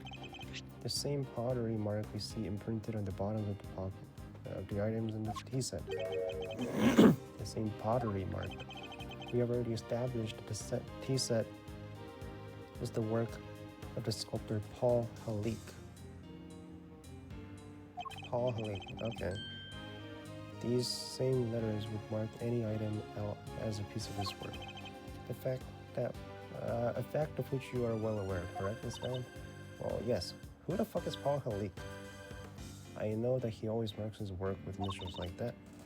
He's never revealed his true identity in public, so it's the only way to know his works are truly his. So his real name is Paul Halik. Frost? That's right, Detective. Artie Frost had another identity. He was no ordinary confectioner, at least, as far as Miss Bound was concerned. For you see, Mr. Frost was in fact a famed sculptor. Was in fact none other than the famed sculptor Paul Halik.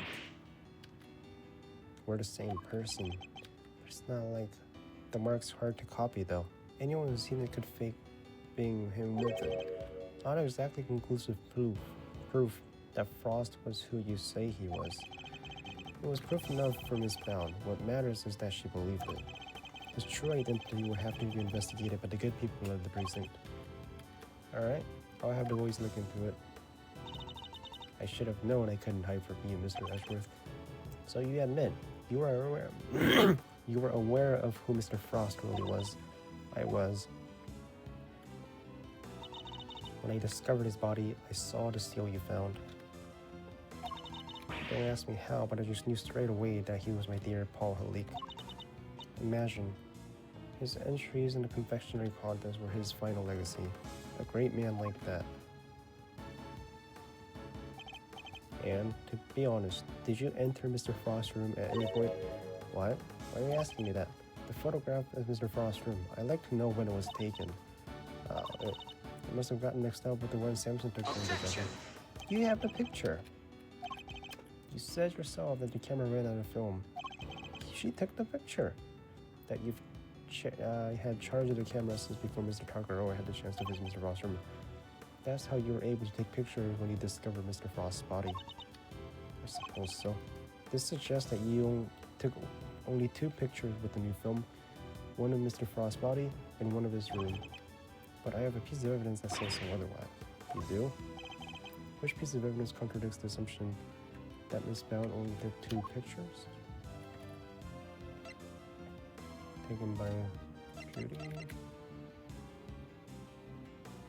3 remaining. The camera.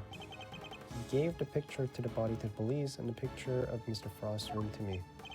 Oh, he gave us picture you took of me and Edgeworth too. 3 photographs in total, and yet the film cartridge in this camera only has 3 exposures remaining, out of total of 20.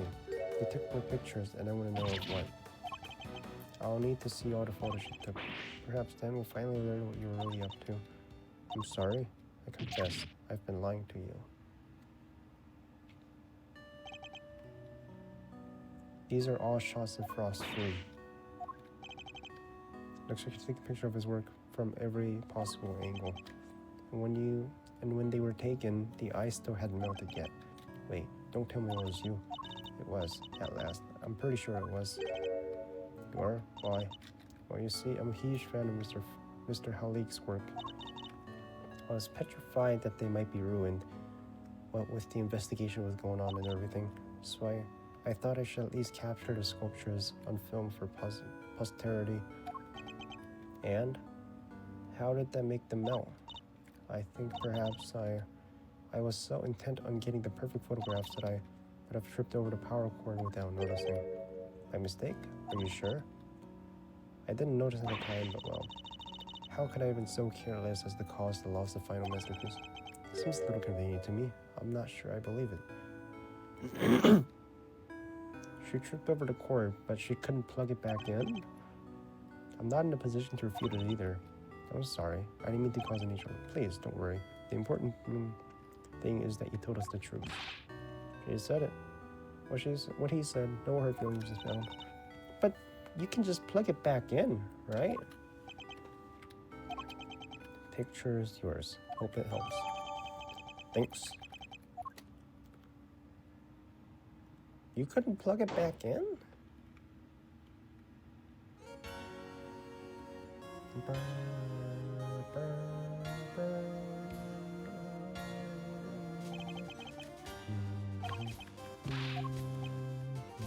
Whether we're a part of it or not, we'll uncover the truth nonetheless.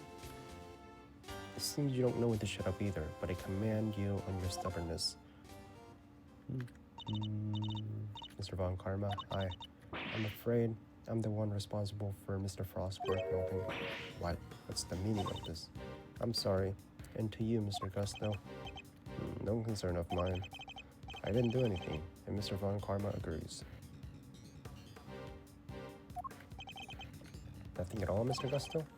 You went into Mr. Frost's room, didn't you? Perhaps you could tell us why? Sure, I was.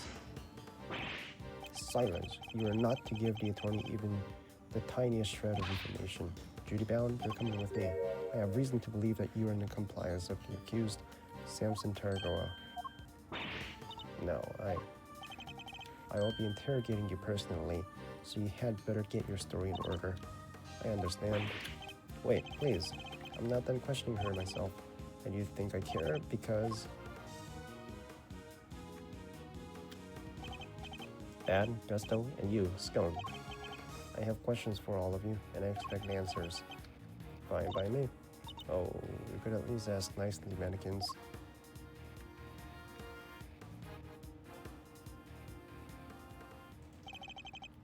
took literally everyone with him. Indeed. Well, I suppose that means there's little point in us hanging out, or perhaps it's time we got going anyway. It is rather late. I hope the snow has let up. You're right. Home time. Guess my stomach's in agreement too. Alright, let's grab a burger before my own stomach starts grumbling too. Sounds good to me. We will indeed, and our first port of call will be Mr. Tangaroa. To be continued. And that was it. Save your progress.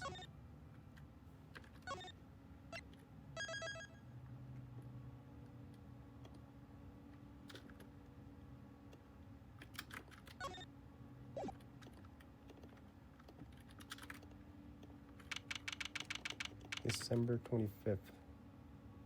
We're still in the flashback. Hey, it's Miss Bound. Oh, Miss Defender. Esther Edgeworth. So sorry about what happened yesterday. She looks rather tired. Has Mr. Von Karma finished interrogating you? Yes, though he really only seemed interested in how I melted those sculptures. Are you here to see Tangaroa too? Yes, I'm terribly worried about him. Sup? Gonna talk to him?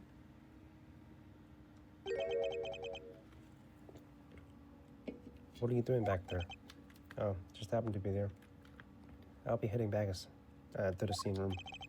Not sure how anyone just happens to be at the detention center, but okay. Your hair turned white. Wait, did he look like that before? No, his hair turned white. Just like that? What happened to you? Oh no, Samson, what did they do to you? They didn't seem to want to let me sleep. I had no idea interrogations could be so involved. Sorry if I seem distracted. I think I'm a little tired.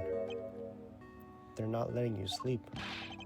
That's not police work, that's torture. What's going on here, Detective Bad? I'm not the one interviewing. It's the guy they put on the case before me.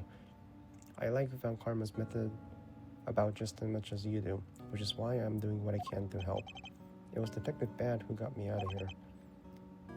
I'd still be in that interrogation right now if it weren't for him. Detective Bad really is trying to look out for Mr. Tangaroa in his own way, it seems. Alright, Eddie, let's share yesterday's findings. Got it, Mr. E. My notepad is at the ready. Mr. Tangaroa, we found quite a bit. If you'd like to hear it. Of course, thank you. Go to sleep. Go to sleep, bro. Sugar level. Do you have anything that might give me a little energy boost? Wait, first of all. Huh? Is that chocolate for me? Oh, those are the chocolates I wish I could give them to you, Mr. Tangaroa, but the rules here don't exactly allow me. That's a shame, but rules are rules, I suppose. There must be some way we can hand it to him. I hope Detective Bad is noting the meaningful look in his direction. Let me take a look at him. If they seem legit, I might consider passing them on to the suspect. Thank you, Detective Bad. My hero. I'm touched. Thank you, Detective. Yeah, whatever. Just sit tight.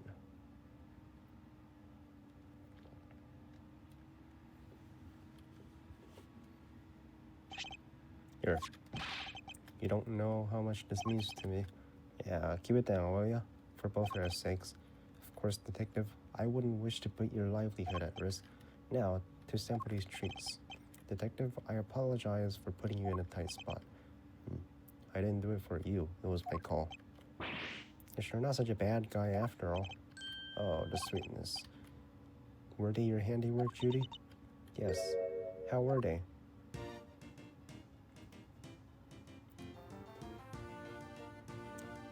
Feel them melt. Soft and smooth. Chocolate. That'll comfort and soothe. Ear to ear, head to toe, Smile and savor the taste as it flows. As it flows. Alright. Delicious. They're not exactly beautiful, but they're sweet and oh so flavorful. Thank you, Judy. Glad you like them. And I'm glad you're back to your old self. Apologies, friends. The food they serve here is so flavorless. Between that and the lack of sleep, I was about ready to collapse from the sheer despair.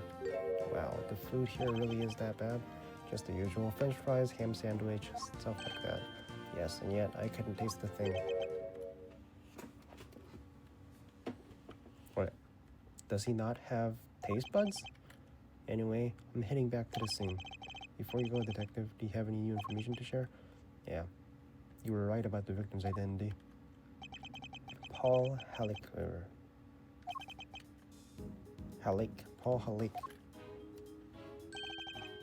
Artie Frost was Paul Halleck. I never would have imagined. Poor Mr. Halleck. So the famous French sculptor wasn't a Frenchman after all, huh?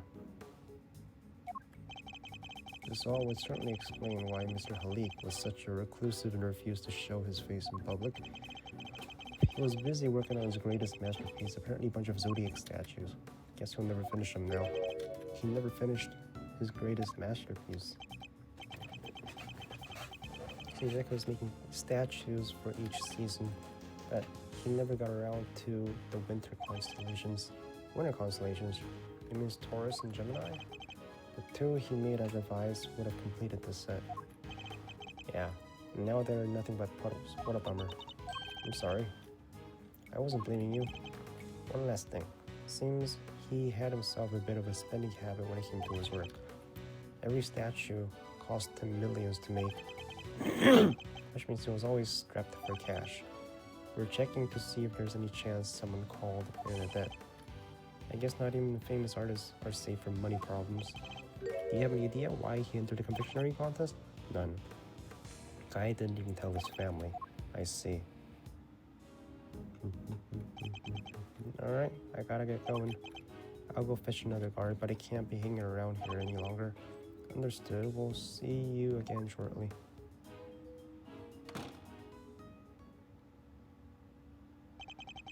He's a good man. Certainly is. An uncompromising one. Someone who can be trusted to stand up for what he believes in. To scare the pants off of anybody new he meets. Now, of course, allow me to give you a full report. Thank you for that. Allow me to apologize on Judy's behalf. He doesn't have taste buds. Except for sweets. It's fine, Mr. Tangaroa. As I told her yesterday, the important thing is that we learn the truth in the end.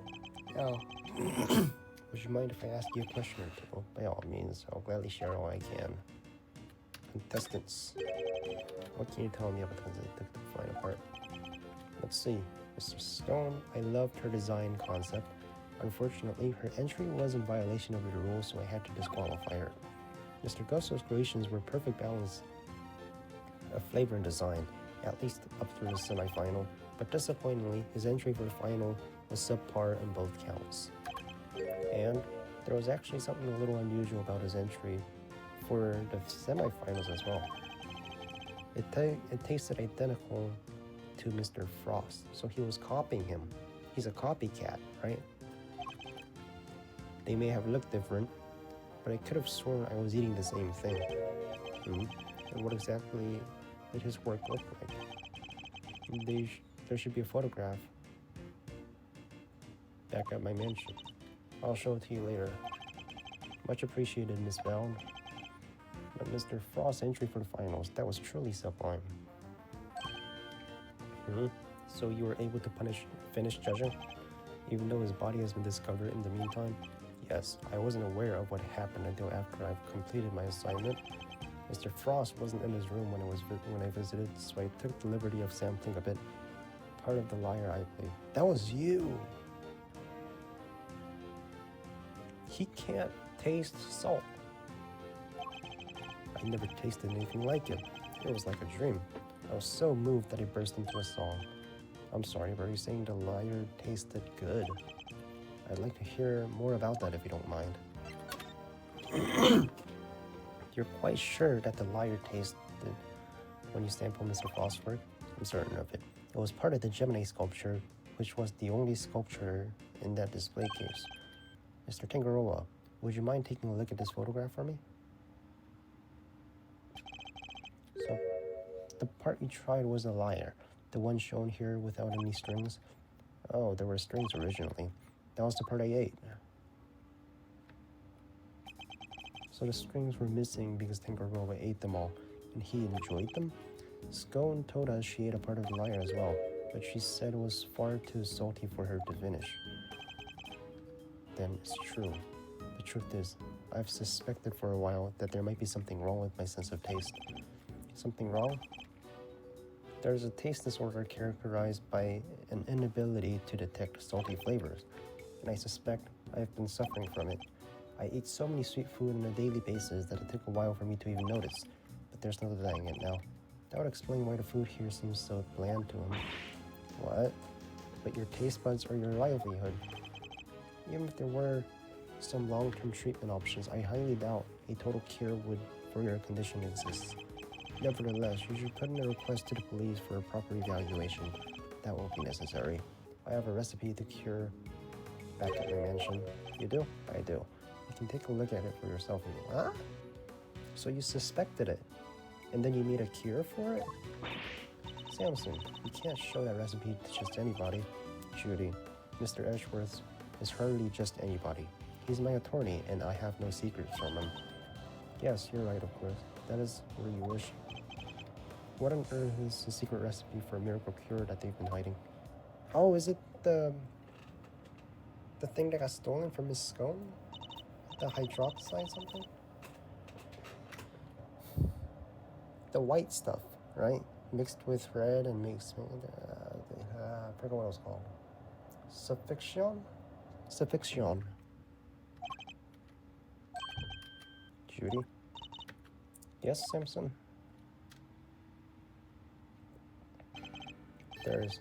There's more to life than just me. Please, Judy, think about the life you want to live, because I won't be around. Don't say that. Without you, I don't have a life to live.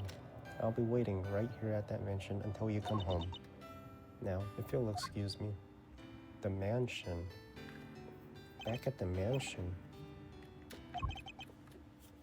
The contest mansion? That mansion? Judy.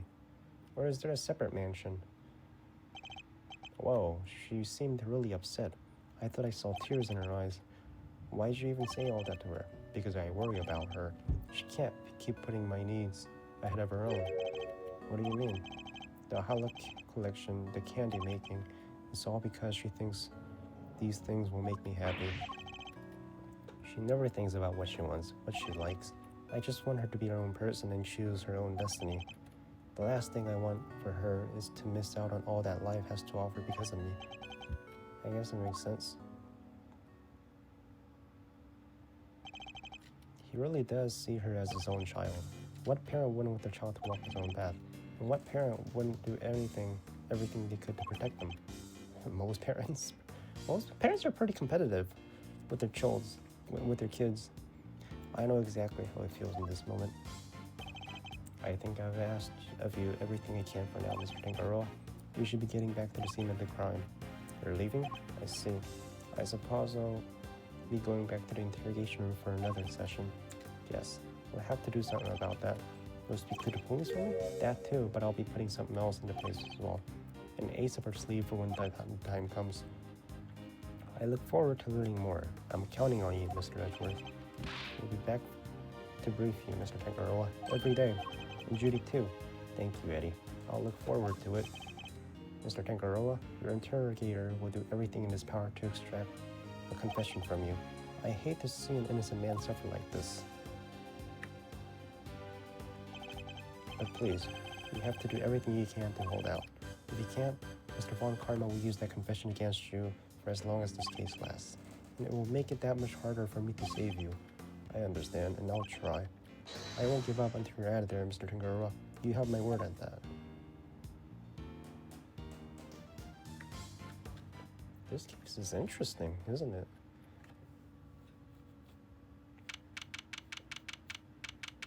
If I remember from my first time playing it, I think the bodies flowed.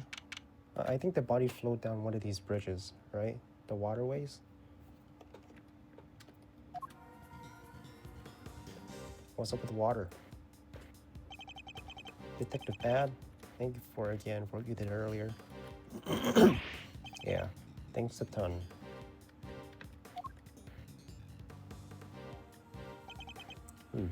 What are you talking about? There's no need to be shy about it. Aww. Mind that. Never mind that now. I'm guessing you two are back here, looking to investigate some more. We are indeed. We need something solid if we're gonna save Mr. Tangaroa. I hate to break it to you, but apart from this room, the whole place is on lockdown. Apart from what room? This is Mr. Von Cartman's room? Who else? Haven't seen the autopsy report yet either. Guys, probably got a hand in that too. And don't expect to speak with anybody except us cops and Miss Bound. Everybody else is gone, and I doubt Von Karma will be handing out phone numbers. Is this all just a game to him? Why does he have to go so far? What's your plan of action, detective? Same as before. Do what I can to help you uncover the truth, like I promised. You have my gratitude. Just you wait, Mr. Von Karma. We're gonna beat you and your bag of dirty tricks. Detective, may we conduct a brief investigation of the area? Sure. But like I said, everywhere else is off bounds. You probably won't be seeing these rooms again. That's fine, as long as there's some way of continuing our investigation, we'll make do. Alright, where do we investigate? Lockdown? Alright, man. Alright, man.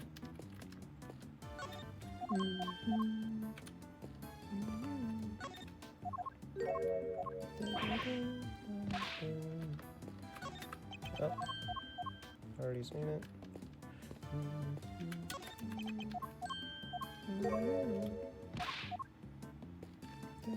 He said except one room?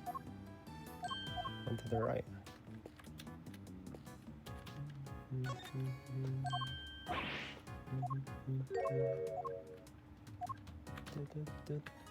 Hey.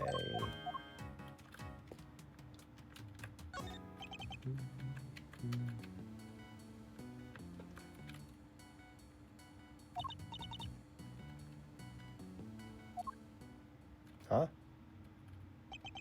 She's still looking kind of down in the dumps, Mr. E. She must have taken greatly taken aback by what Mr. Tangaroa had to say. I found a photograph and the final entries. Here, it's all yours. Scone, Frost, Gusto. What were these? These are the finals? Semi-final entries. Yes, Samson loved her design for that one. And he loved the designs and flavors of Mr. Gusto and Mr. Frost entries too. The only problem was, they taste exactly the same. Frost and Gusto. However, the respective entries for the final tasted nothing alike, sir. Was there anything else I note that changed? Wait, in the final? Wait. And he loved the designs and flavors of Mr. Custom. The only problem was, this is the semifinals or finals? I found a photograph. I found the photograph of the semifinal entries for you. Here's those.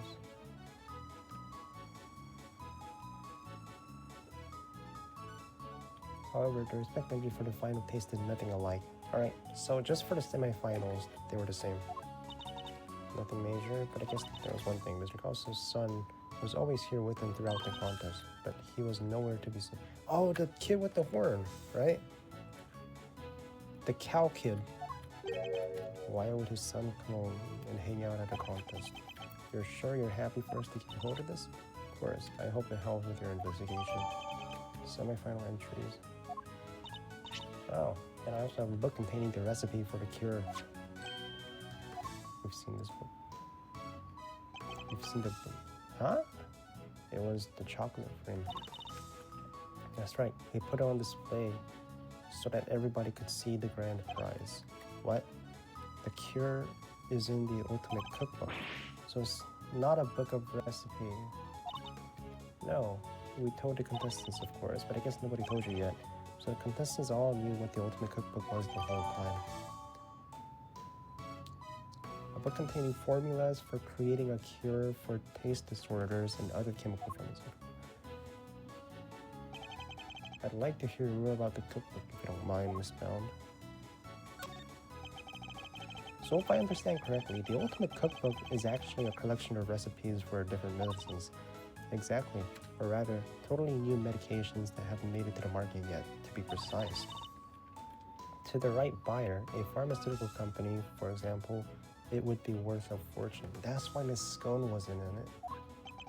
But why make that the grand prize in a confectionery contest? Mr. Tangaroa is the sole heir to the Tangaroa family fortune. Perhaps you've heard of the Tangaroa Group? The Tangaroa Group. Yeah, I think I heard it. These major pharmaceutical corporations sell all kinds of pills and poisons. So Miss Scone works for that corporation, right? Yeah, that new Cold Killer Pro has been making some real waves since it went on sale. I always reach for a cold killer when I'm feeling under the weather, which is never as far as I've seen. I like to hear more about the Tangaroa Group. So did Mr. Takara not want to take over for his parents and go into the family business? No, he preferred the idea of making people's lives better to the power of confectionery, and his parents supported him in his quest to become the best in the world. Then, when they passed away, he inherited the cookbook. But why would he make such a valuable heirloom to a mirror? You can just copy it, right? Like you can just make a fake, or you can print it, reprint it, take pictures of the book. He's been hounded by so many people looking to make a book of their own. He was tired of it. But it would have been an insult to his parents' memory simply to give it away. So he decided to find someone he felt was worthy of it. I bet that they were handing over the fruits of their expensive research to someone else. They hated the idea, of course, which is why Delicia entered the contest. And Tangaroa Group wanted her to win the book back for them. So you knew she was a pharmacist all along.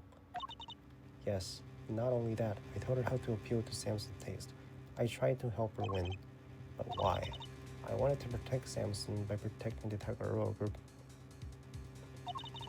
If that cookbook fell into another company's hands, the board will never forgive him. So I wanted to find a way to keep it with the company, but in a way that Samson couldn't object to. So that's how Miss Scone managed to make it as far in the contest as she had no business taking part in. So you rigged it. Kinda. But Miss Scone wasn't the only one pretending, was she? Mr. Frost wasn't really a confectioner either. And he still made it all the way to the final just like she did. Not bad. Then... Okay, so... First room, Spring is Samson. Second room is Gusto. The third room is Scone. And then the fourth room is already Frost, which is PH, right? Paul Halleck. 1, 2, 3, 4. Yep, these are the 4. Yes, it's unbelievable, isn't it? Such a talented sculptor and a gifted crafter for desserts, too. Gifted indeed, judging by the stand of his work in the final. But how did one man produce pieces of that size and quality in a short period of time?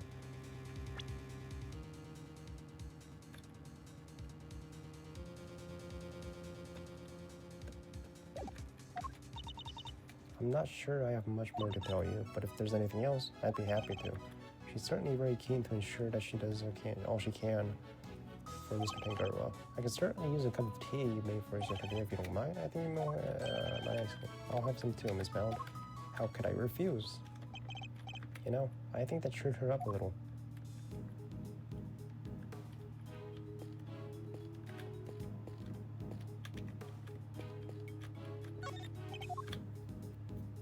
It's the most wonderful time of the year. Second floor. Tangaroa and Down lives there. Sounds like pretty charmed life. Tea parties, candy making kind of thing. So this is the mansion, right? Don't get it over yourself. I'm gonna happen to play around with the toys. Are we gonna go up there? I mean, why would it be here, right?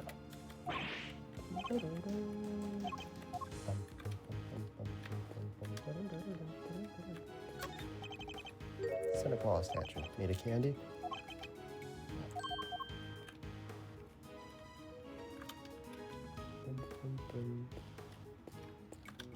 Is the game lagging? So, you find anything? Not you, man. No, not you, not you. You. Find anything? Excuse me. May I ask what you're investigating? Sir. And? Wait, I missed it. I'm analyzing the fountain water to see what might be in it, sir. But fine. Chocolate. And what looks like the kind of flavorings in chocolate used in frozen desert, sir. The composition of chocolate seems to be the same that of Mr. Tangaroa's work. The composition of the chocolate seems to be the same, and the flavoring and coloring match the profile of those used in Mr. Frost's ice sculptures. Those little rivers flow from all 4 R's room right here to this fountain. Guess that's how the important stuff melted welled up here. That's not all, sir. We also found blood. Why is there blood in the water? Think back to our investigation, detective. Right, okay, so they killed him and the blood ended up in the river. Take a look at the scene in front of us, detective. Right, so down there, right, so it melts into this, whatever this thing is, and it goes down the drain to the fountain. You're right. Don't remember anybody mentioning they removed the body along the door. The victim's blood was mysteriously absent, as was the part of the chocolate chest. I believe that blood probably belonged to Artie Frost. The victim, huh? I'll have these guys compare it with the blood and the murder weapon. Investigation complete? Pleasant sound. It's a match. The blood in the fountains is Frost's. But why would someone want to send the victim's blood downstream into the fountain like this? It just connects. What do you mean? Victim's blood. It just connects there. Investigation complete. You've learned a little more about the contest participants, but there's still one question involving Mr. Gusto for which we never got an answer. Yeah, what is he doing here? Nothing at all. You went into Mr. Frost's room, didn't you? Perhaps you could tell us why. Sure, I was. Objection! Silence. You're not to give the attorney even the tiniest shred of information. What was he doing in Mr. Frost's room? And that's not all. I also have questions about the work he submitted for the semifinals. Confectioner who admits to lacking design sense and a sculptor with it in spades. The sculptor, a confectioner work he submitted in the semifinals. The confectioner who admits to lacking design sense and a sculptor with spades. Mr. Gusto could not have hoped to win such a high-level contest by himself, which is why I'm beginning to wonder if there was some sort of connection between him and Mr. Frost.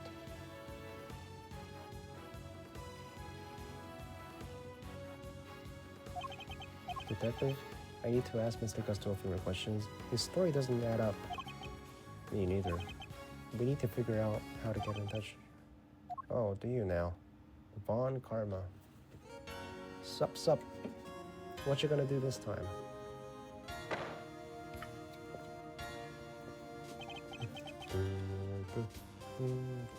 I have no intention of allowing it. Mr. Von Karma. I'm already in the midst of my own investigation into Gusto, so there is no need for the likes of you to pester him with the same question again. I will, however, be happy to answer any questions you might have. He seems dead set on preventing me from talking to Mr. Gusto, in which case, fine. Allow me to take you up on your offer. Very well. What is it? I'd like to tell me about the connection between Mr. Gusto and Mr. Frost. Is he gonna lie to me? Gusto and Frost connection. Simply a matter of coincidence. They both happen to be taking part in the same contest. Huh? That's all. Just 2 sentences? Okay.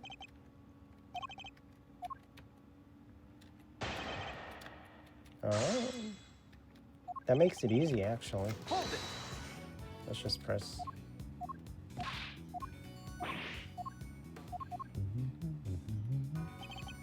Hold it. Yeah, let's just press him just in case. Objection.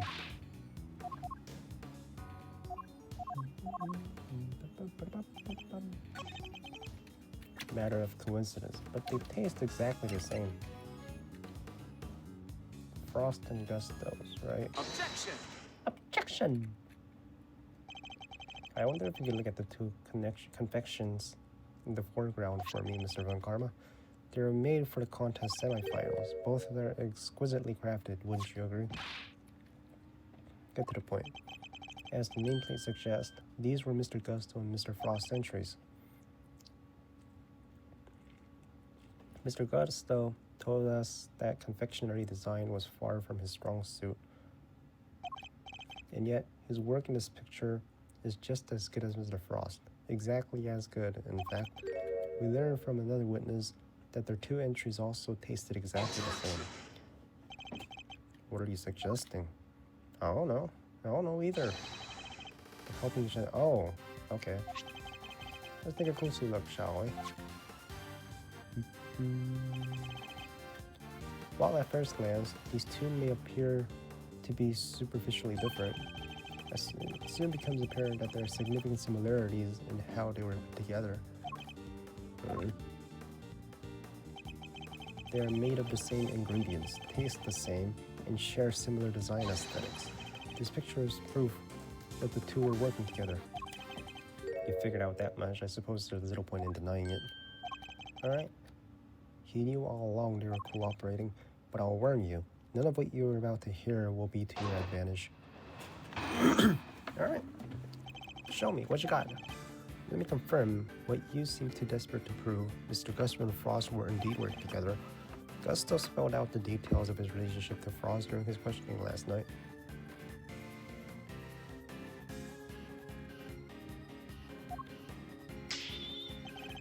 It seems they were helping one another right up until the day before the final.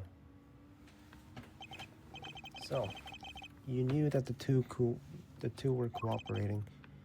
Mr. Von Karma, why are you trying to blurry the truth? That's just what he does, man. That's how he wins. Please, enough with the petty slander. I merely wanted to avoid poking your nose around before I could prove proper context in court. I simply slipped in my mind to explain that to you. Bullshit. Doesn't explain why he's being so slippery with the facts, though. I need to figure out what he's hiding. I can't let things end like this. Gusto and Frost real connections. Let me confirm to you, we were indeed working together.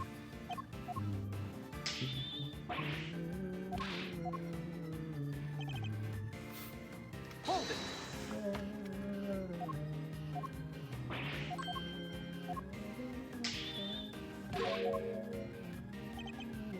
These seems to be helping each other right until the day before the final. But why were they cooperating? That's a sense of design is subpar. And Frost was an amateur confectioner at best. Confectioner.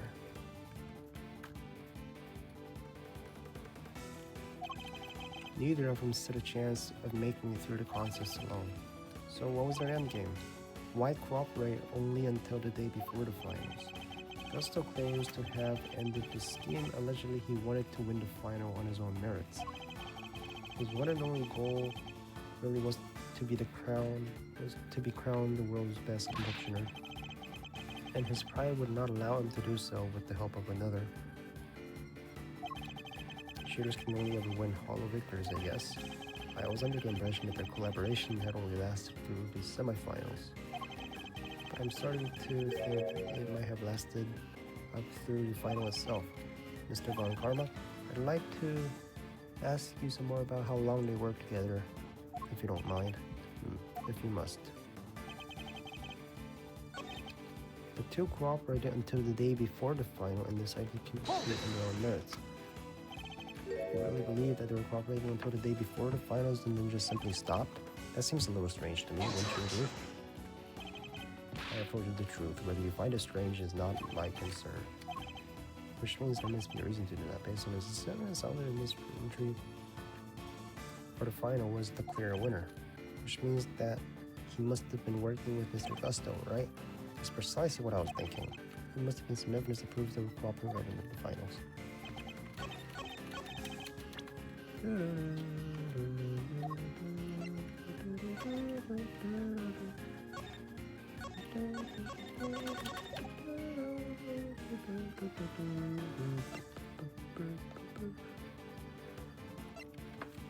Two photos, one from Bound and one from Detective Bad. Instant camera.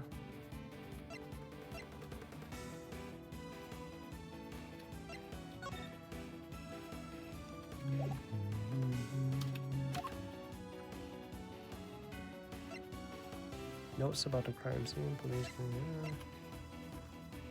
The one and only key that unlocks every door.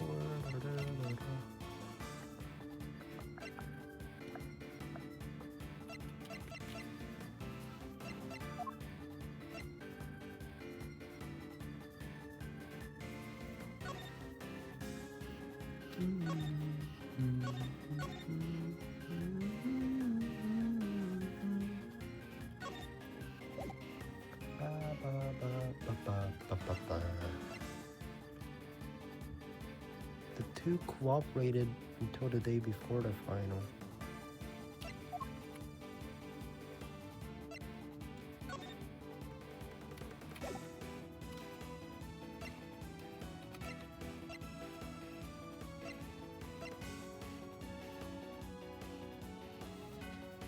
Someone left finger marks, didn't leave any prints.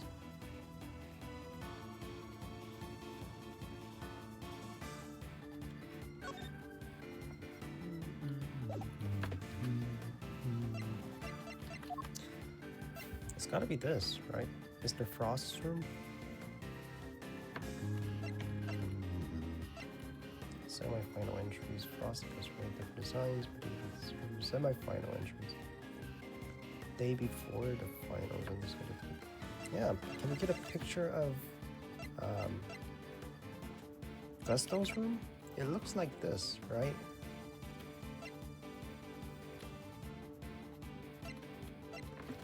Instant camera.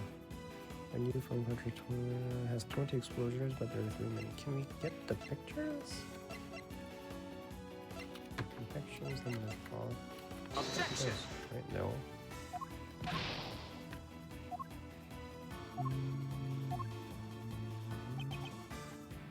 Cooperated until the day and decided to do their own merits.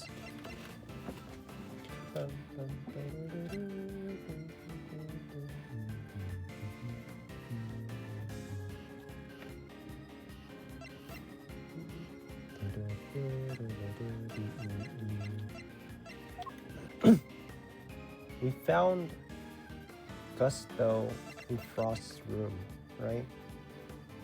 And the rooms look very similar.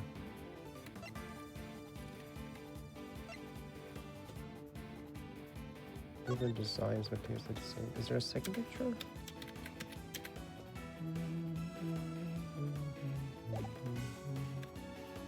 The two cooperated until the day before the final and decided to compete.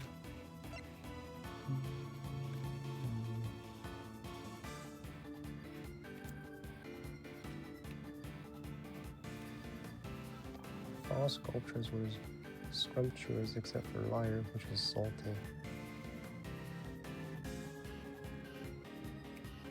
Why was it salty?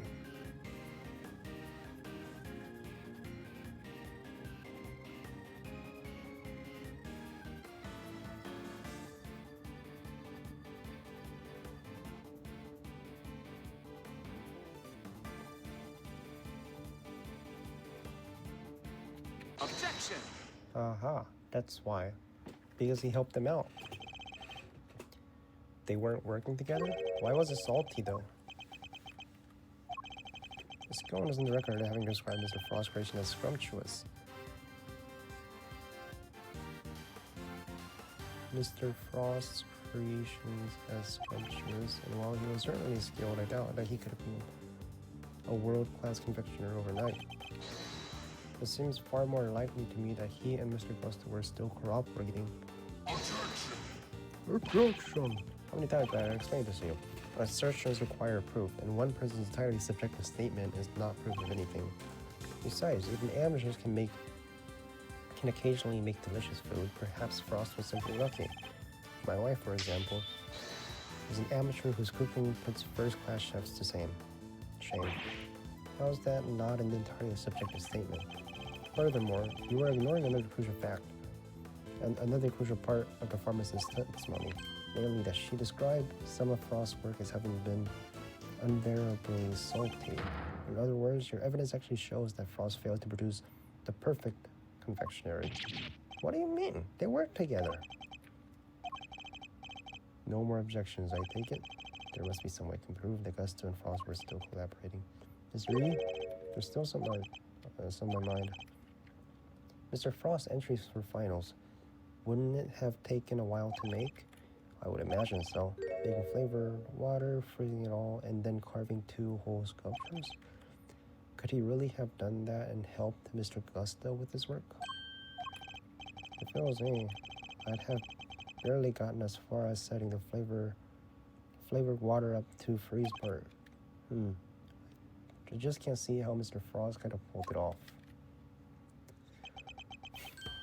Perhaps there's some lawyerly instincts in you after all, Eddie. Your ponderings certainly point to another possibility. Eddie's right. Mr. Frost would have needed to freeze his own large blocks of flavored ice to create his art, and there wouldn't have been time to do that during the contest itself. So what must Mr. Frost have done in order to finish his flavored ice cream entry?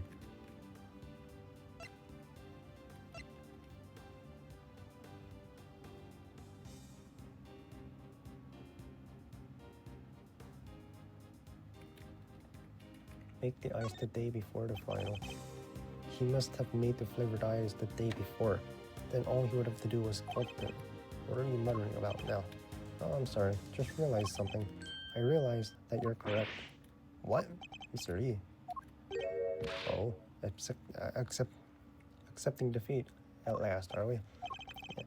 They were helping one another right up until the day before the final. Just as you said, the day before the final really did mark the end of their collaboration. Mr. Frost's entry was carved entirely from blocks of flavored ice. Mr. Frost had it too, right? Mr. Frost had the can't taste salty things, which would have needed to freeze at least a day to freeze, and whose flavors would therefore have already been prepared by Mr. Gusto.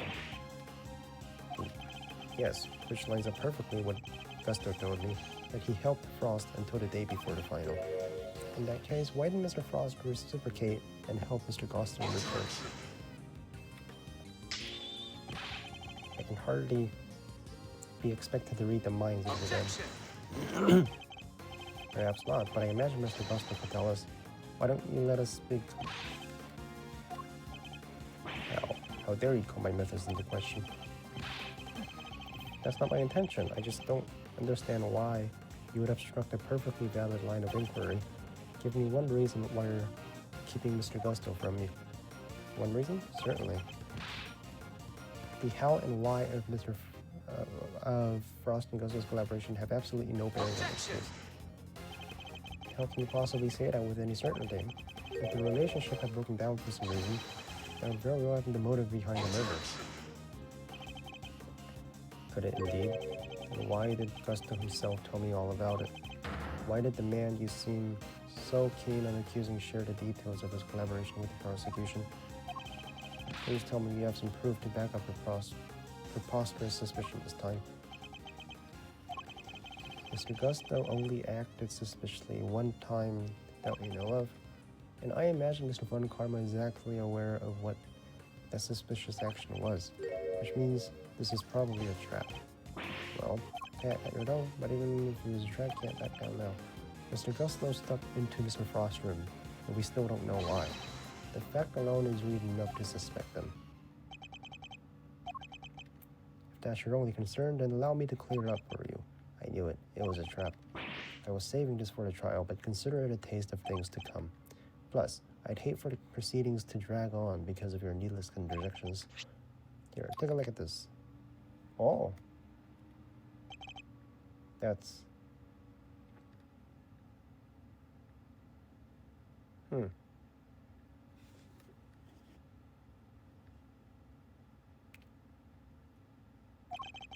Gusto and Frost, and their sons.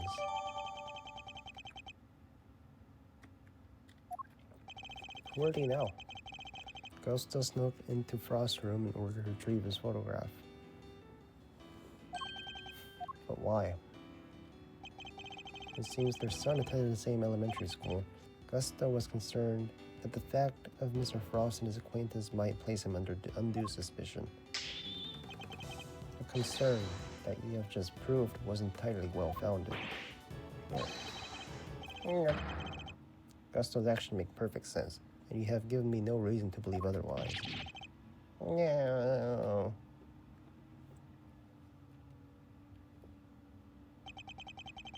He's never gonna let me talk to Mr. Gusto. Now, if you're quite done obstructing my investigation, I have things to be getting on with.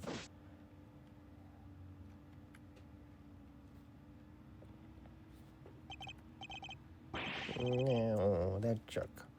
I'll give him something to be getting. What do we do, Mr. E? Mr. Toguro is finished if we can't figure something out. Things to be getting on with. What exactly could those things be? He has a body, a murder weapon, and a suspect in custody. If the prosecution means to pursue Mr. Tangaroa, surely they have all they need? So why is Mr. Von Karma still investigating the scene of the crime?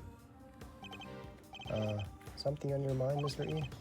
We're missing something important. Mr. Von Karma has everything he needs to proceed with the prosecution of Mr. Tangaroa, and yet, he still doesn't seem entirely confident of his case.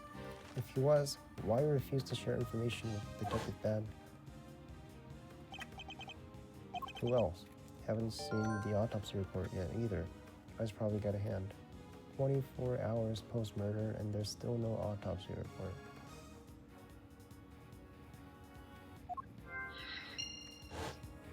Give me the autopsy report. In addition, we still haven't solved the mystery of what happened to the evidence that went missing. Take another look at the scene. A very conspicuous pool of blood that should be here is clearly missing. You're right. Don't remember anyone mentioning they removed the blood along with the body. Evidence that turned up not in Mr. Tangaroa's room, but in a most unusual place. The pool.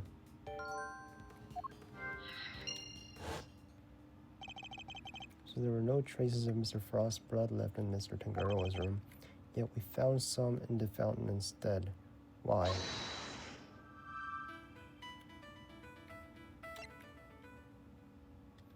None of the victim's blood was found at Tangaroa.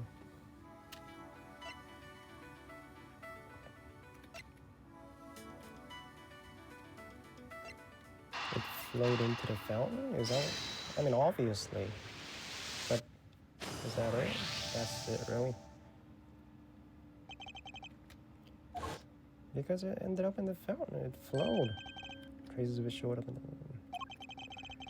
Why go to the trouble of removing the blood from the scene after the body has been discovered? And why only the blood? Surely the body would have also been in the way. Wait. Could someone have moved the body aside to get to the blood? Did someone move the body aside in order to get to the blood that was in the chest? Huh? So they just tore out the blood? It's you. Von Karma did that shit. So the body might have been moved aside, or even removed from the scene of crime entirely. After all, as far as we know, there's still no autopsy report. We've learned plenty about the murder weapon and the suspect, but very little about the body itself. Our assumption thus far has been that the body had been recovered by the forensics team. But what if the assumption is false? What if Mr. Pharma wouldn't show Detective Bad the autopsy report out of something other than spite? What if we've been thinking about this the wrong way all along? The question isn't, why did Mr. Von Karma hold back information about the body? It's, did Mr. Karma even have any information about the body in the first place? Is that him? How did things look from that angle? Perhaps the body hasn't been removed by the police in order to carry out an autopsy. Perhaps it had already been removed and hidden away by the culprit before their arrival. Mr. E, we've both heard the rumors about Mr. Von Karma's questionable methods. Fabricated witness statements, shady deals, forged evidence even. So he hid the body and we found it 18 years later, right? Which means he froze it. Based on rumors alone.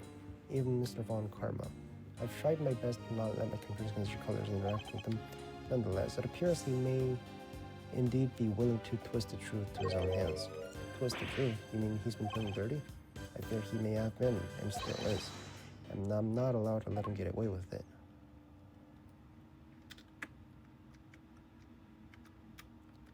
What's the elevator that he died in? I'm returning to the prosecutor's office. Don't breathe a word about anything. Yes, sir. Hold it. Hold it. Von Karma? Where's the body? Yes, what is it now? Where's the body? About a certain fact you've been keeping from us. Really? You mean to call the methods of an officially sanctioned investigation into question yet again? I'm warning you. If you obstruct the police in their work any further, there will be consequences. It's not the police I have an issue with, Mr. Von Karma. It's you. What? Isn't it on the prosecution to work out who the real culprit of the crime is? What a foolishness this. I have no intention of debating what the prosecution's rule is or is not with the likes of you. But let me make one thing clear.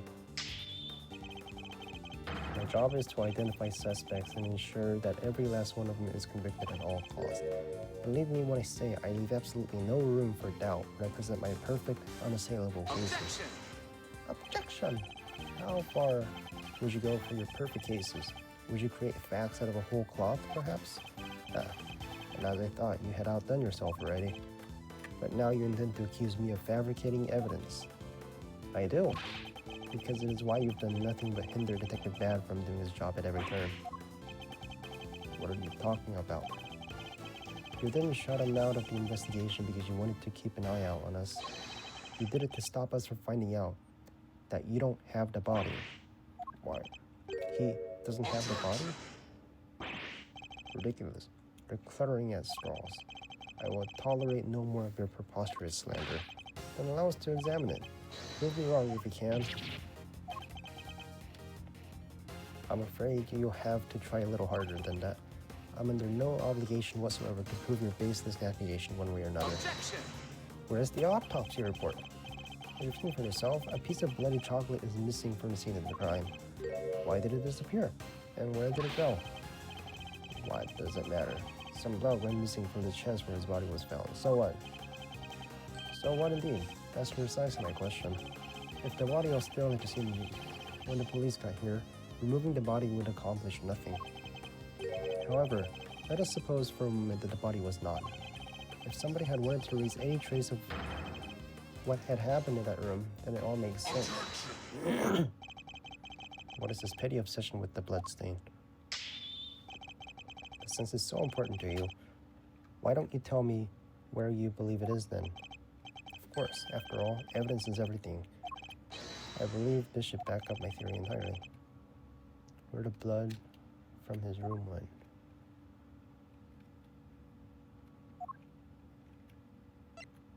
The fountain, right?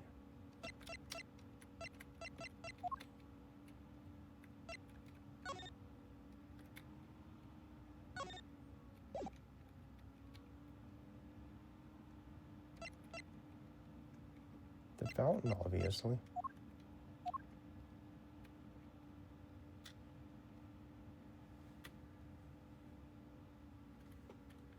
Take that! Traces of victims' blood were found in the fountain, along with traces of chocolate from Mr. Tangaro's room.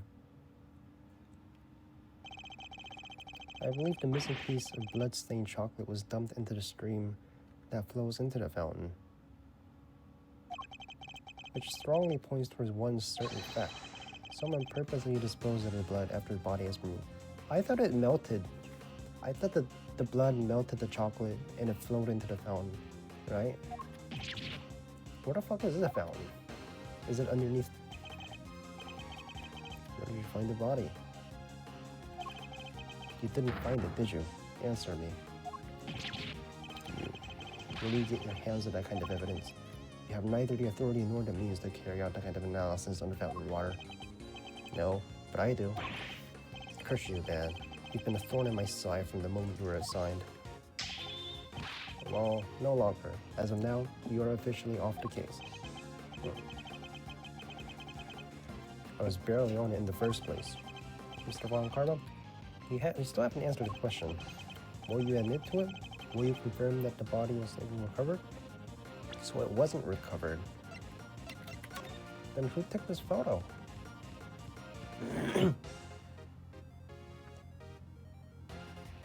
Who took the photo? What?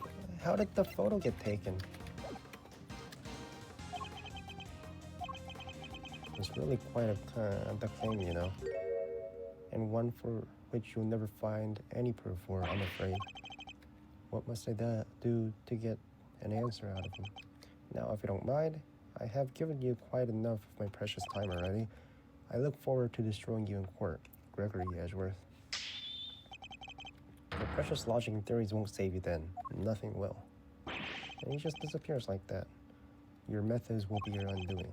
No matter how hard you... I'll bring it all to light in the end. And you lost that case, right? Alright, see ya.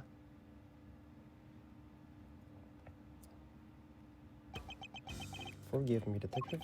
I didn't mean to put you in a difficult position. Honestly, nobody ever sidelined me the way he did before. First time for everything, huh? You know, I think you might be right about the body being missing. I am, and I'll prove it in court. Well, if there's anything I can do to help, just say the word. Since, you know, I'm off the case. That's very kind, and I'm sorry to keep asking favors of you, but there's one more thing.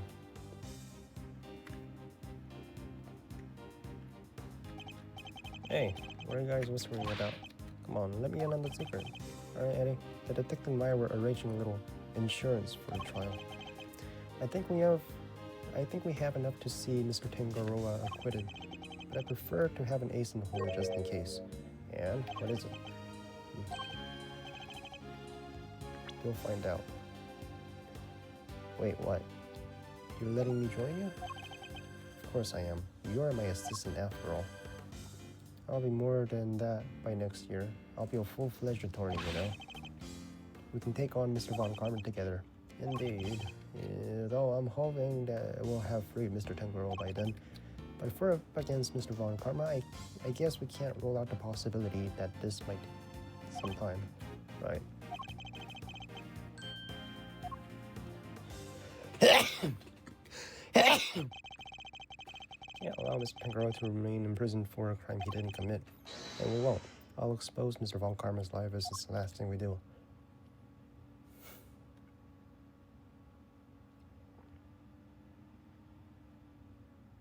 To be continued. Save.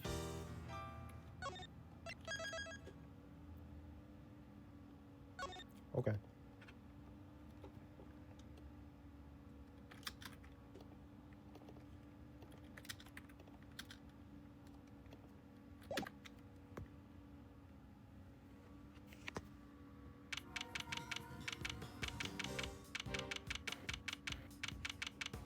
We're back to the future.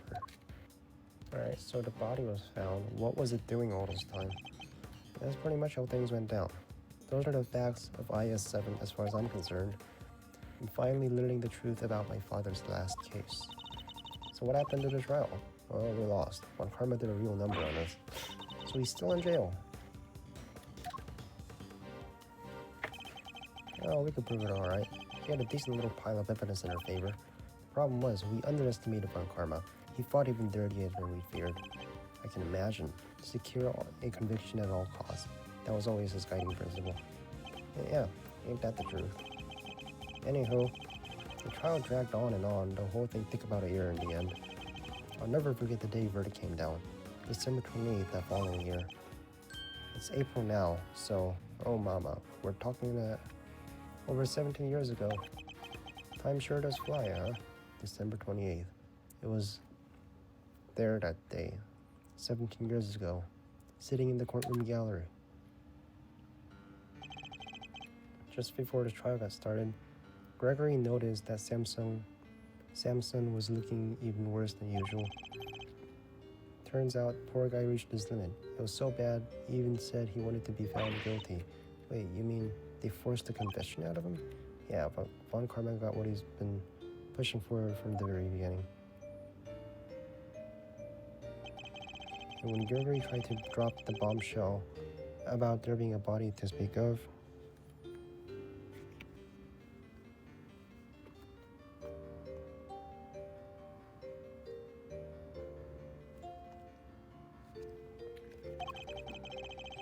he learned that Von Karma had used the power of the police to head him off at the pass. He even had himself a fake autopsy report, but that wasn't the end of it. Von Karma had gotten Samson to falsely testify against himself to being an accessory to murder in court. Combined with his confession, the poor guy's goose was well and truly cooked. But Gregory still had an ace up his sleeve, though. The same ace he asked the combat to help him with. Exactamundo. He knew he needed one last card to play if they squeezed a confession out of Samson. So he had Bad record all of Samson's interrogations. I guess Bad really wanted to know the truth too, huh? We all did. But he was a trooper. Stayed with the case even after Von Karma took him off of it. He was tied up in some other big case. Good old Bad. They don't make things like make him like that anymore. I mean, Gumshoe kinda. Anyway, Gregory presented the recordings as proof that Samson's confession was coerced. And you know what? It almost worked. A cop named Ian Sideman got fired. Samson's interrogator and the initial detective before Bad, he took the fall for pretty much the whole thing. But Von Karma didn't get away scot-free. In fact, he was disciplined by the chief prosecutor for the one and only time in his 40-year career.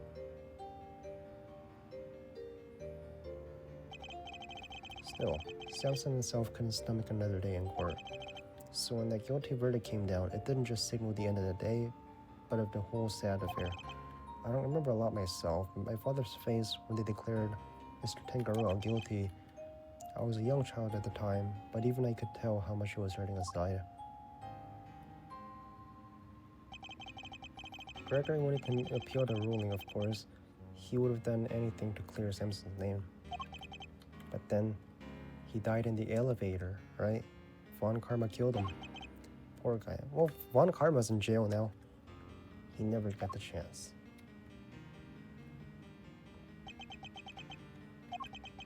I should have left with him that day. I'll always blame myself for not doing that.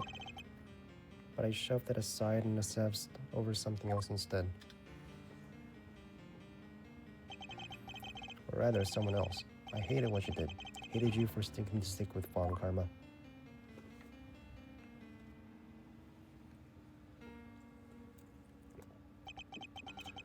I hope you can forgive me. No. You had every right to hate me. I went on to become prosecutor as planned, and that's when Mr. Von Karma showed me this case file. Of According to his records, Mr. Tangaroa was convicted as the main culprit in Mr. Frost's murder. Nope, that's not right. Samson was convicted as an accessory to a murder. Strange. The file clearly states that he was a perpetrator. Yes, I'm fairly certain that all of Mr. Von Karma's cases were successfully solved. Mind if I take a peek at those? This file's been doctored. The part about the verdict has been changed. What? Here, feast your peepers on this.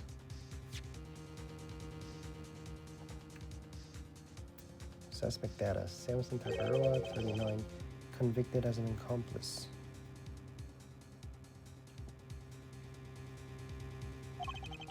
That's a copy of the file they have record at the courthouse.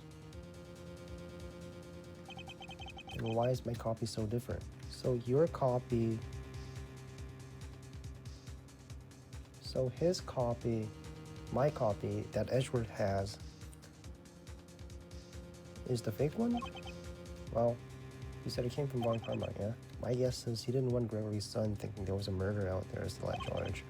He didn't want you looking back again before the statute of limitation was up. How long is this? Everything I believed of the case was a lie. Like they say, we all gotta start somewhere. What's important is that you know what's what now. You may have run out, but the truth's still out there, you know. How's Mr. Tagaroa? Is he dead? Is he alive? Is he in jail still? I inherited Samson's case when the old man passed.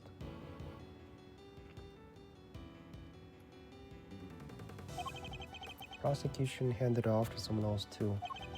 The great Von Karma wasn't going to bother facing off against a rookie like me, was he?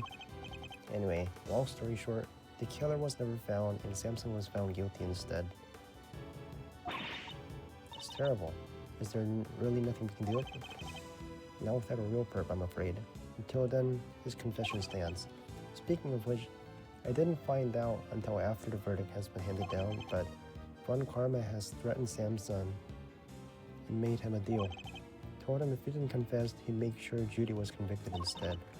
Or could he? Samson knew there was no way Judy could have done it, of course, but he wasn't going to take any chances. So he did what he was told and confessed to keep her safe. Now riddle me this, Mousy boy. Why do you think your Uncle Eddie just happened to be in prison?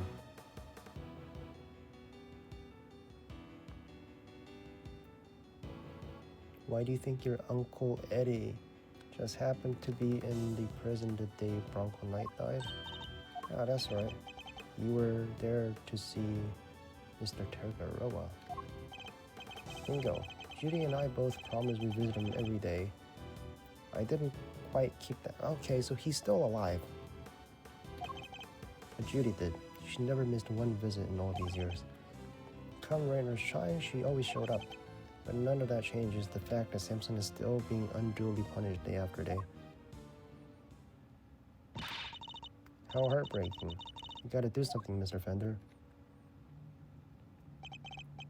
Well, kiddo, that's actually why we came here. The ice sculptures are back in the legislature like they were all those years ago. And we're gonna see what we can find out. Right, Mazzarino? I'm a prosecutor, Fender. I don't look at things in the same way as you do, or my father, Miles. But that doesn't matter right now. Speaking not as a prosecutor, but as Miles Edgeworth, I want to know the truth behind both of these cases, and I'm not leaving until I do. You really got the old Gregory's son. You really are old Gregory's son, through and through. Alrighty then, now that that's sorted, we can really get to work. Good thing I brought the IS-7 case file and the evidence with me today, huh? Here, documents first. Who doesn't love paperwork, am I right? The parts in red ink are my annotations. Thank you, Fender. And here's some evidence for you. Enjoy. It's quite a few. I'd take a few minutes to scoop them out if I were you. Small mountain of evidence I received from Fender. Yes, I see. I'll take a look now. You know, our current case is just full of loose threads, too. Indeed. The key player of that incident 18 years ago who just happened to get caught up in another incident. Who?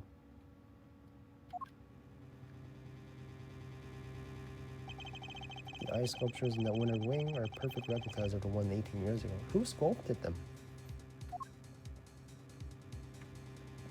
His son? The poison gas, Autumn Wing, which was disguised to look like the Winter Wing. Two chemicals that were found inside the piece's statue display, ubiquium and asphyxion. That form of poisonous gas when mixed together. The victim of the gas attack, Camillo Gusto, who is no stranger to the events 18 years ago, and who is still unconscious and undergoing treatment in the medical room. And finally, we come to the body floating face down in the fountain.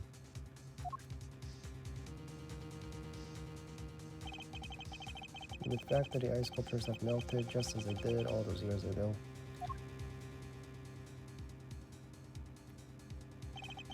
The events of the present day would appear to be intimately linked, which means that they may be able to help us learn more about what happened 18 years ago. Sounds good to me. Objection! Oh, no, you don't. Yeah. Yeah. Why are you here? Could have sworn this is my investigation. Yes, this is quite right. I do hope you aren't intending to obstruct him in his duties, Mr. Edgeworth. I would hate to have add a guilty to my report to the committee. What am I guilty of now? Of course not. I am simply offering once again to do what I can to help with the investigation. Your offer is duly noted and duly declined. Oof, she isn't pulling any punches. The identity of the body found in the fountain is currently being ascertained. It is only a matter of fact of time until we have all the information we need. Perhaps I can help you speed that process along. I think I have an idea of where a mystery victim might be. What? Really? You have to tell me. It's the law. Very well. Maybe it isn't just the ice sculptures that have resurfaced. The body in the fountain may also be a visitor from the past. Take that! Ooh. Mr. Frost. Paul Halik. What? You're saying that was poor Chillywinks? Wait, who in the heck is Chillywinks, or Artie, or whoever you're talking about? Artie Frost was this famous sculptor who used this, although he was better known as Paul Halik. The sculpture on display here are all his works. No way, sounds like he did well for himself. Always good to encounter a fellow winner. Mr. Frost was also a victim in IS-7 incident. I know. Mr. Edgeworth, the IS-7 incident is an 18-year-old case, and according to police reports, the victim's body was recovered and an autopsy duly carried. Sure, that's what the records say, but the records can't always be trusted. The body was recovered. What are you insinuating? Yeah, while the records say stuff like body totally recovered, the defense back then begged to differ. Not that it stopped the prosecution from shutting that down, of course.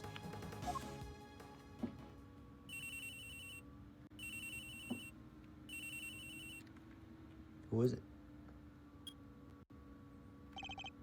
Yeah? This is Winter. Really? Hold up. Gotta take a shit.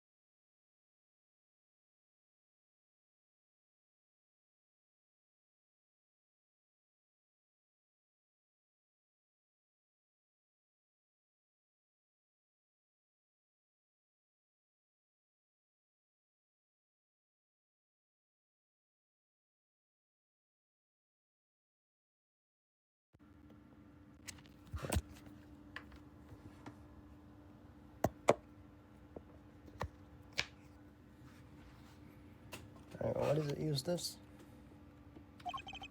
The body. You've got an ID.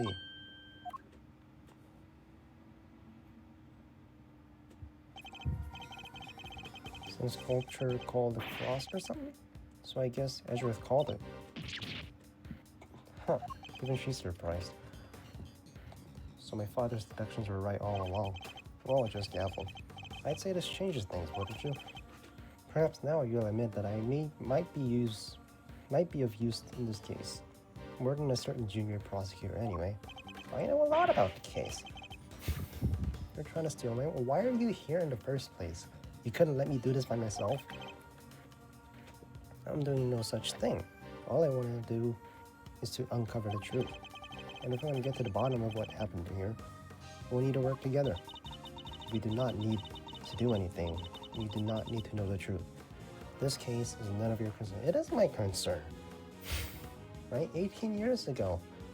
That was my dad's case. Objection! Von Karma, he's my mentor. Right? Well there, Judge G. I think you might be wrong about that. We got a whole notebook from Mr. Fender. Right? I was in the defense team for IS-7, so this case is very much of my concern. I was one of the pesky kids pushing the theories that the body had actually gone missing. The prosecutor at the time may have brushed us all, but he can't deny the testimony of your eyes. Or to put it more bluntly, the prosecution's case was rotten from the ground up. When there is a miscarriage of justice caused by the prosecution, it's the committee's job to fix it, you know? And who better to help you unpick the mess than someone who was there at the time?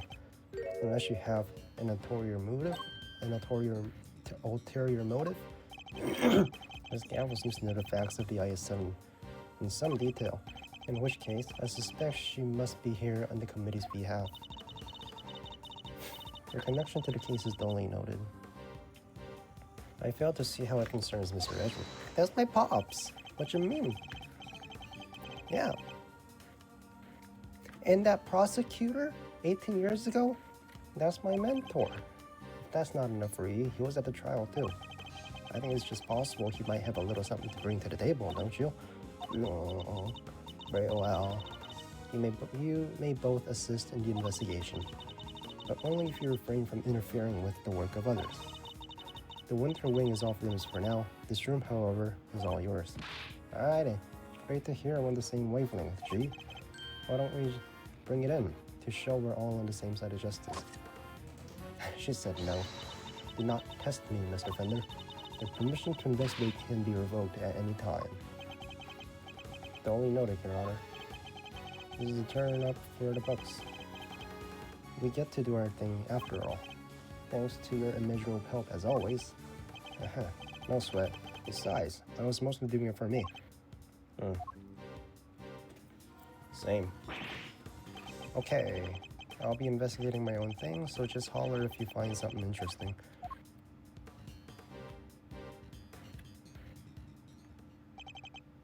Okay, shall we? Heck yeah. Let the investigation commence. We're still unclear on two key facts. How Mr. Frost's body came up when we found it, and the source of the ubiquium. You're right. We need some more intel. Indeed, let's focus on the ubiquium first and foremost. It's used in stuff like dish soap and paint, right? Correct. It's also bright red in color and has a distinctive minty fragrance. Okay, sounds like we know what we're looking for. Bop.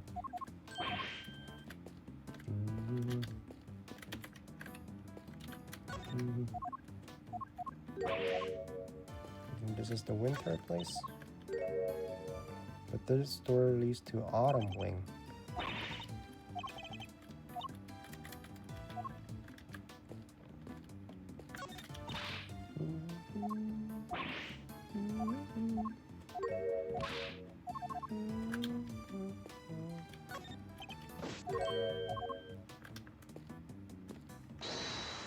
Any logic?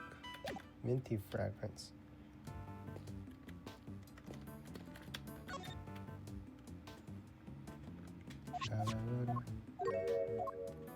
Oh, what is this? Seon tea leaves. I think we found it. Dun.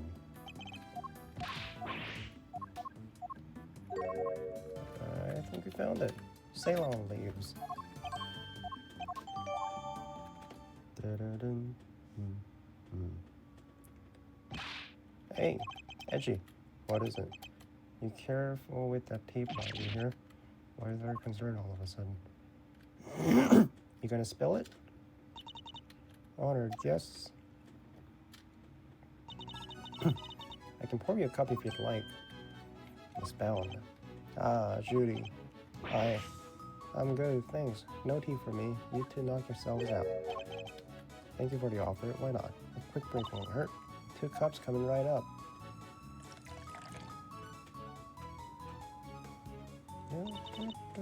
Smells great. A mint tea. They said a minty smell and bright red. Even better than it smells. What type of tea is this? Ceylon, I believe. Usually identified by a citrus aroma, but misbound. Is this the same blade you served this morning? Why, yes. Is it alright? There isn't anything wrong with it, is there? No, not at all. It's just that the cup you gave me earlier had a slightly different aroma.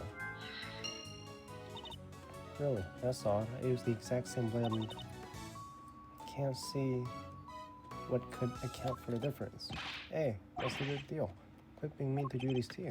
What's got under your skin, Larry? Nothing. You're just rude.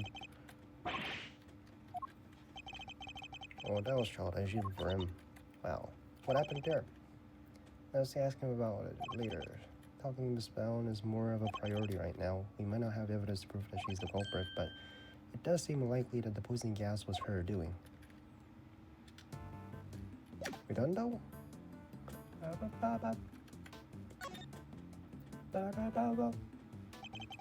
don't believe there's much more to be found.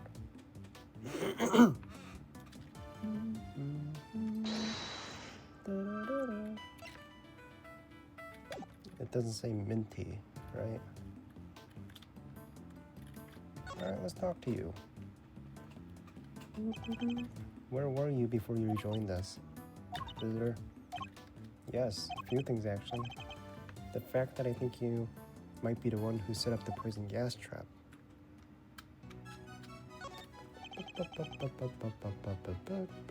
Melted 18 years ago, correct? How did you manage to recreate them? Oh, you know about what happened back then. In that case, you might also know I took pictures of them during the contest. I commissioned the creation and set of replicas based on the photographs for this current expedition. But why go through all the trouble of creating a replica? Mr. Frost's Zodiac series was his great unfinished masterwork. I wanted to see it completed at last, or rather, recompleted. It was my fault that the original set melted in the first place after all. I see. And is there any particular reason why the winter and autumn wing look so similar? Perhaps I used some sort of decorations? She's clearly lying, but I don't believe I have the evidence to prove it just yet.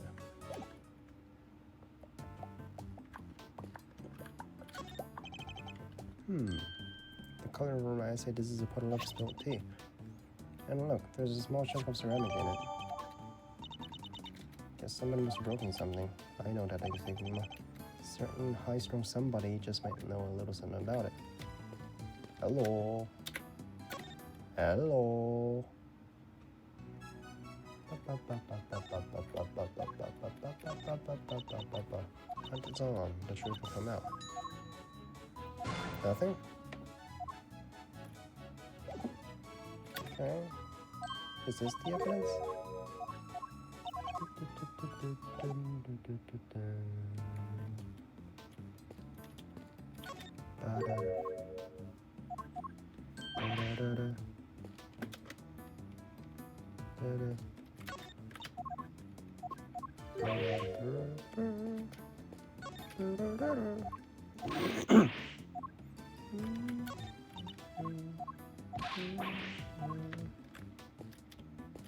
Hey, Fender, what you got?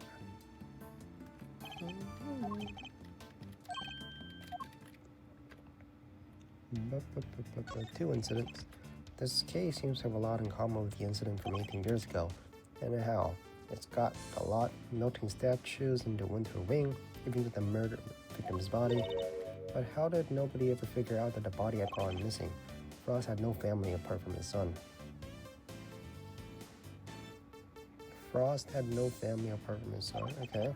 Well, the kid kind of vanished. Nobody's seen him since around the time of the incident. That's the son too. Him and his best pal from school both just up and disappeared.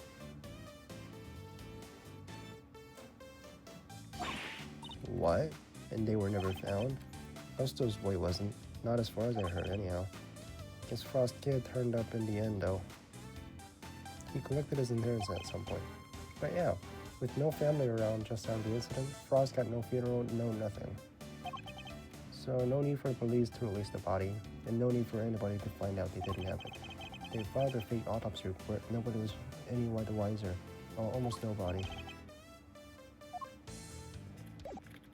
Dun, dun, dun, dun. Oh, is it? Is it that? It didn't tell me it was minty. It didn't tell me it was minty. Okay.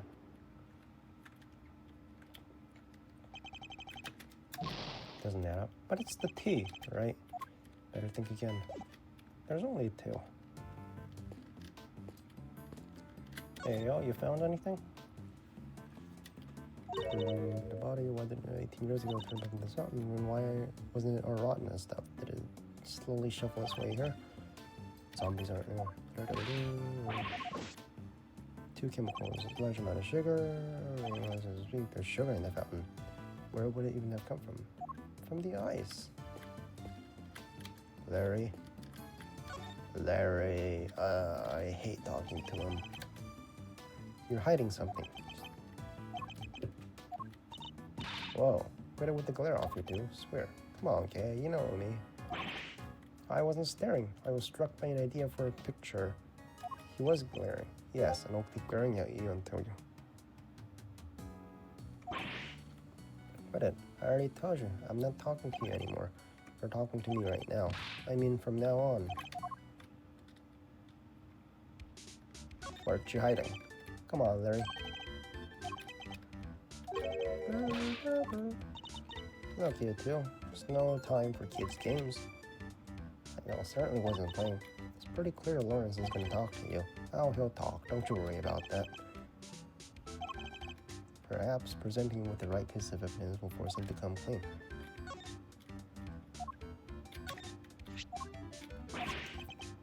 Tell me, what is it? If you won't tell me, then perhaps you prefer to explain to Judge Gravel? Wait, don't make it that. It was you, wasn't it? It was you who spilled the tea, wasn't it? But if you don't want to talk to Valley, the best thing you can do is talk to me. Alright, I'll talk. What you hiding? Alright, Larry, enough is enough. Now confess. Is there a way for you to treat yours by lying to him? Hiding things? I get the picture, so stop staring at me. I'll tell you everything. Earlier, I thought Verity might like a cup of tea, so I went and to pour her. But I got distracted. My hand slipped and smashed. Broke the teapot. A priceless work of art. But it's in pieces because of me.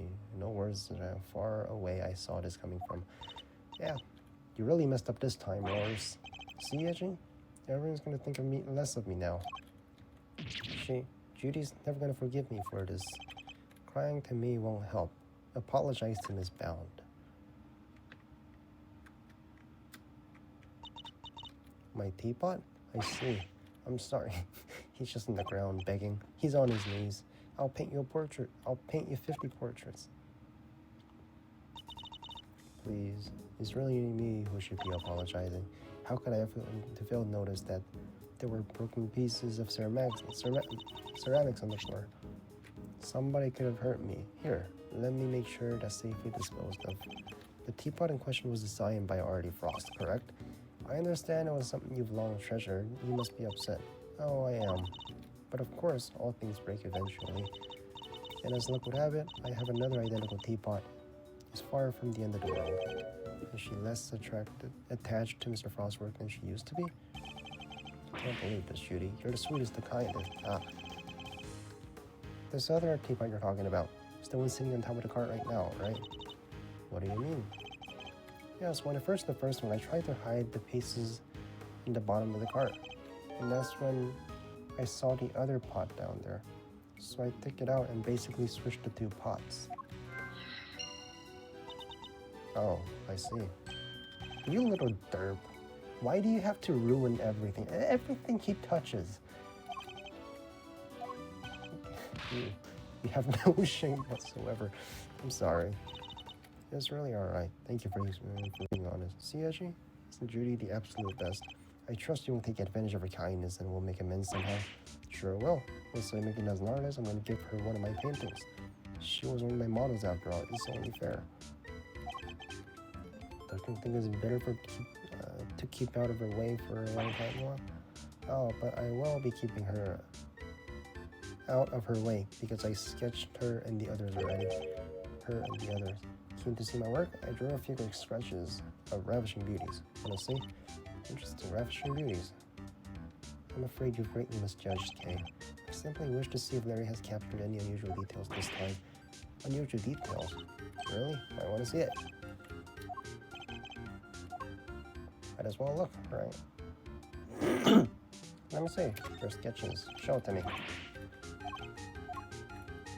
Show it to me.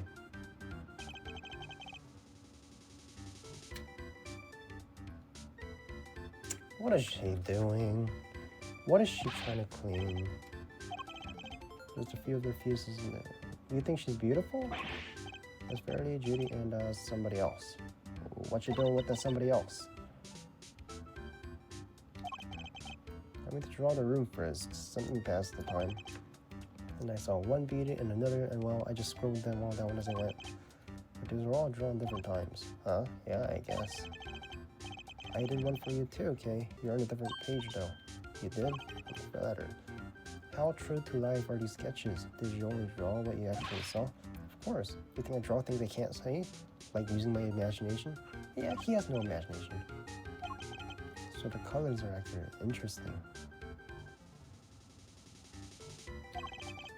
Much as it pains me to admit, Larry may have provided me with useful piece of evidence yet again. The serving cart in the sketch, for example. If I compare it to the one here in this room, there's a clear contradiction. I think a little deduction is in order. Can I borrow this page for a while? Sure thing. Just the page, please. Alright.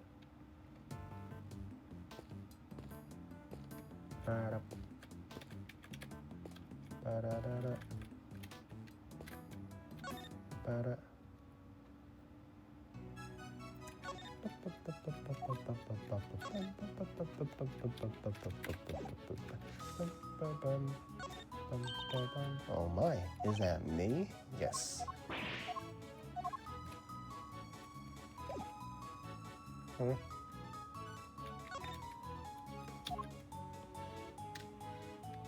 Exactly what he saw.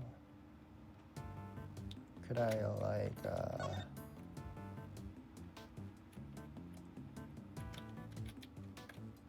yeah, like the whole thing. The whole thing, man. Where's the candy?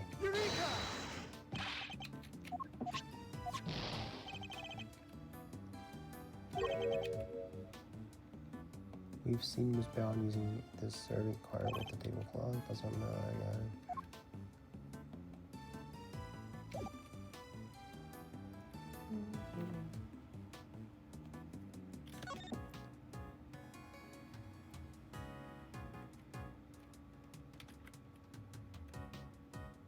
You're not going to tell me if there's some here? Logic?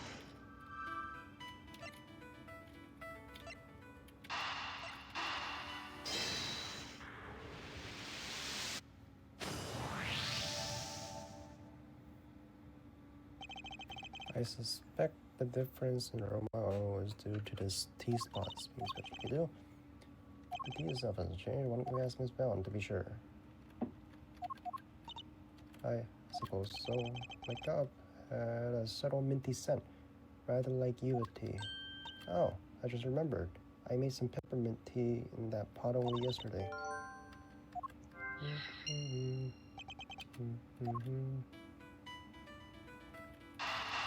There it is. Mint tea. The tea from the teapot they researched had a smell of mint. Peppermint tea. Yes, there's something else that's troubling me.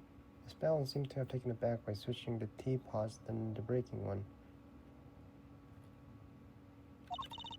You're right. You'd expect it to be the other way around. Hiding the teapot underneath the cart. But why? One of Ubiquitium's key characteristics is its minty fragrance. So what if she'd been hiding it? In what in the teapot? Possibility, but worth investigating. Mr. Winter, any luck finding that Ubiquitium?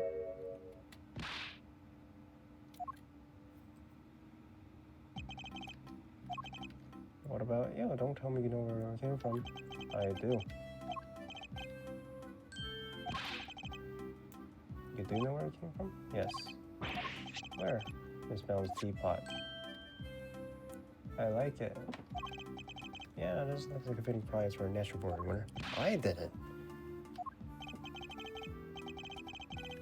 One of the forensics people to check it out.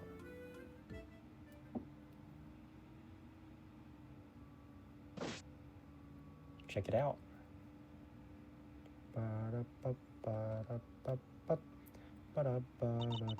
Mr. Edgeworth, is there some sort of problem with my teapot? Possibly. The minty fragments we noticed coming from it. I think it might just be the scent of one of the chemicals used in the poisonous gas. But Mr. Edgeworth, surely you don't think I had anything to do with that? Oh no, I'm afraid I do. The method used to create poisonous gas would require considerable preparation. Nobody would have had the time or the opportunity to set that up except for you. That's not strictly true.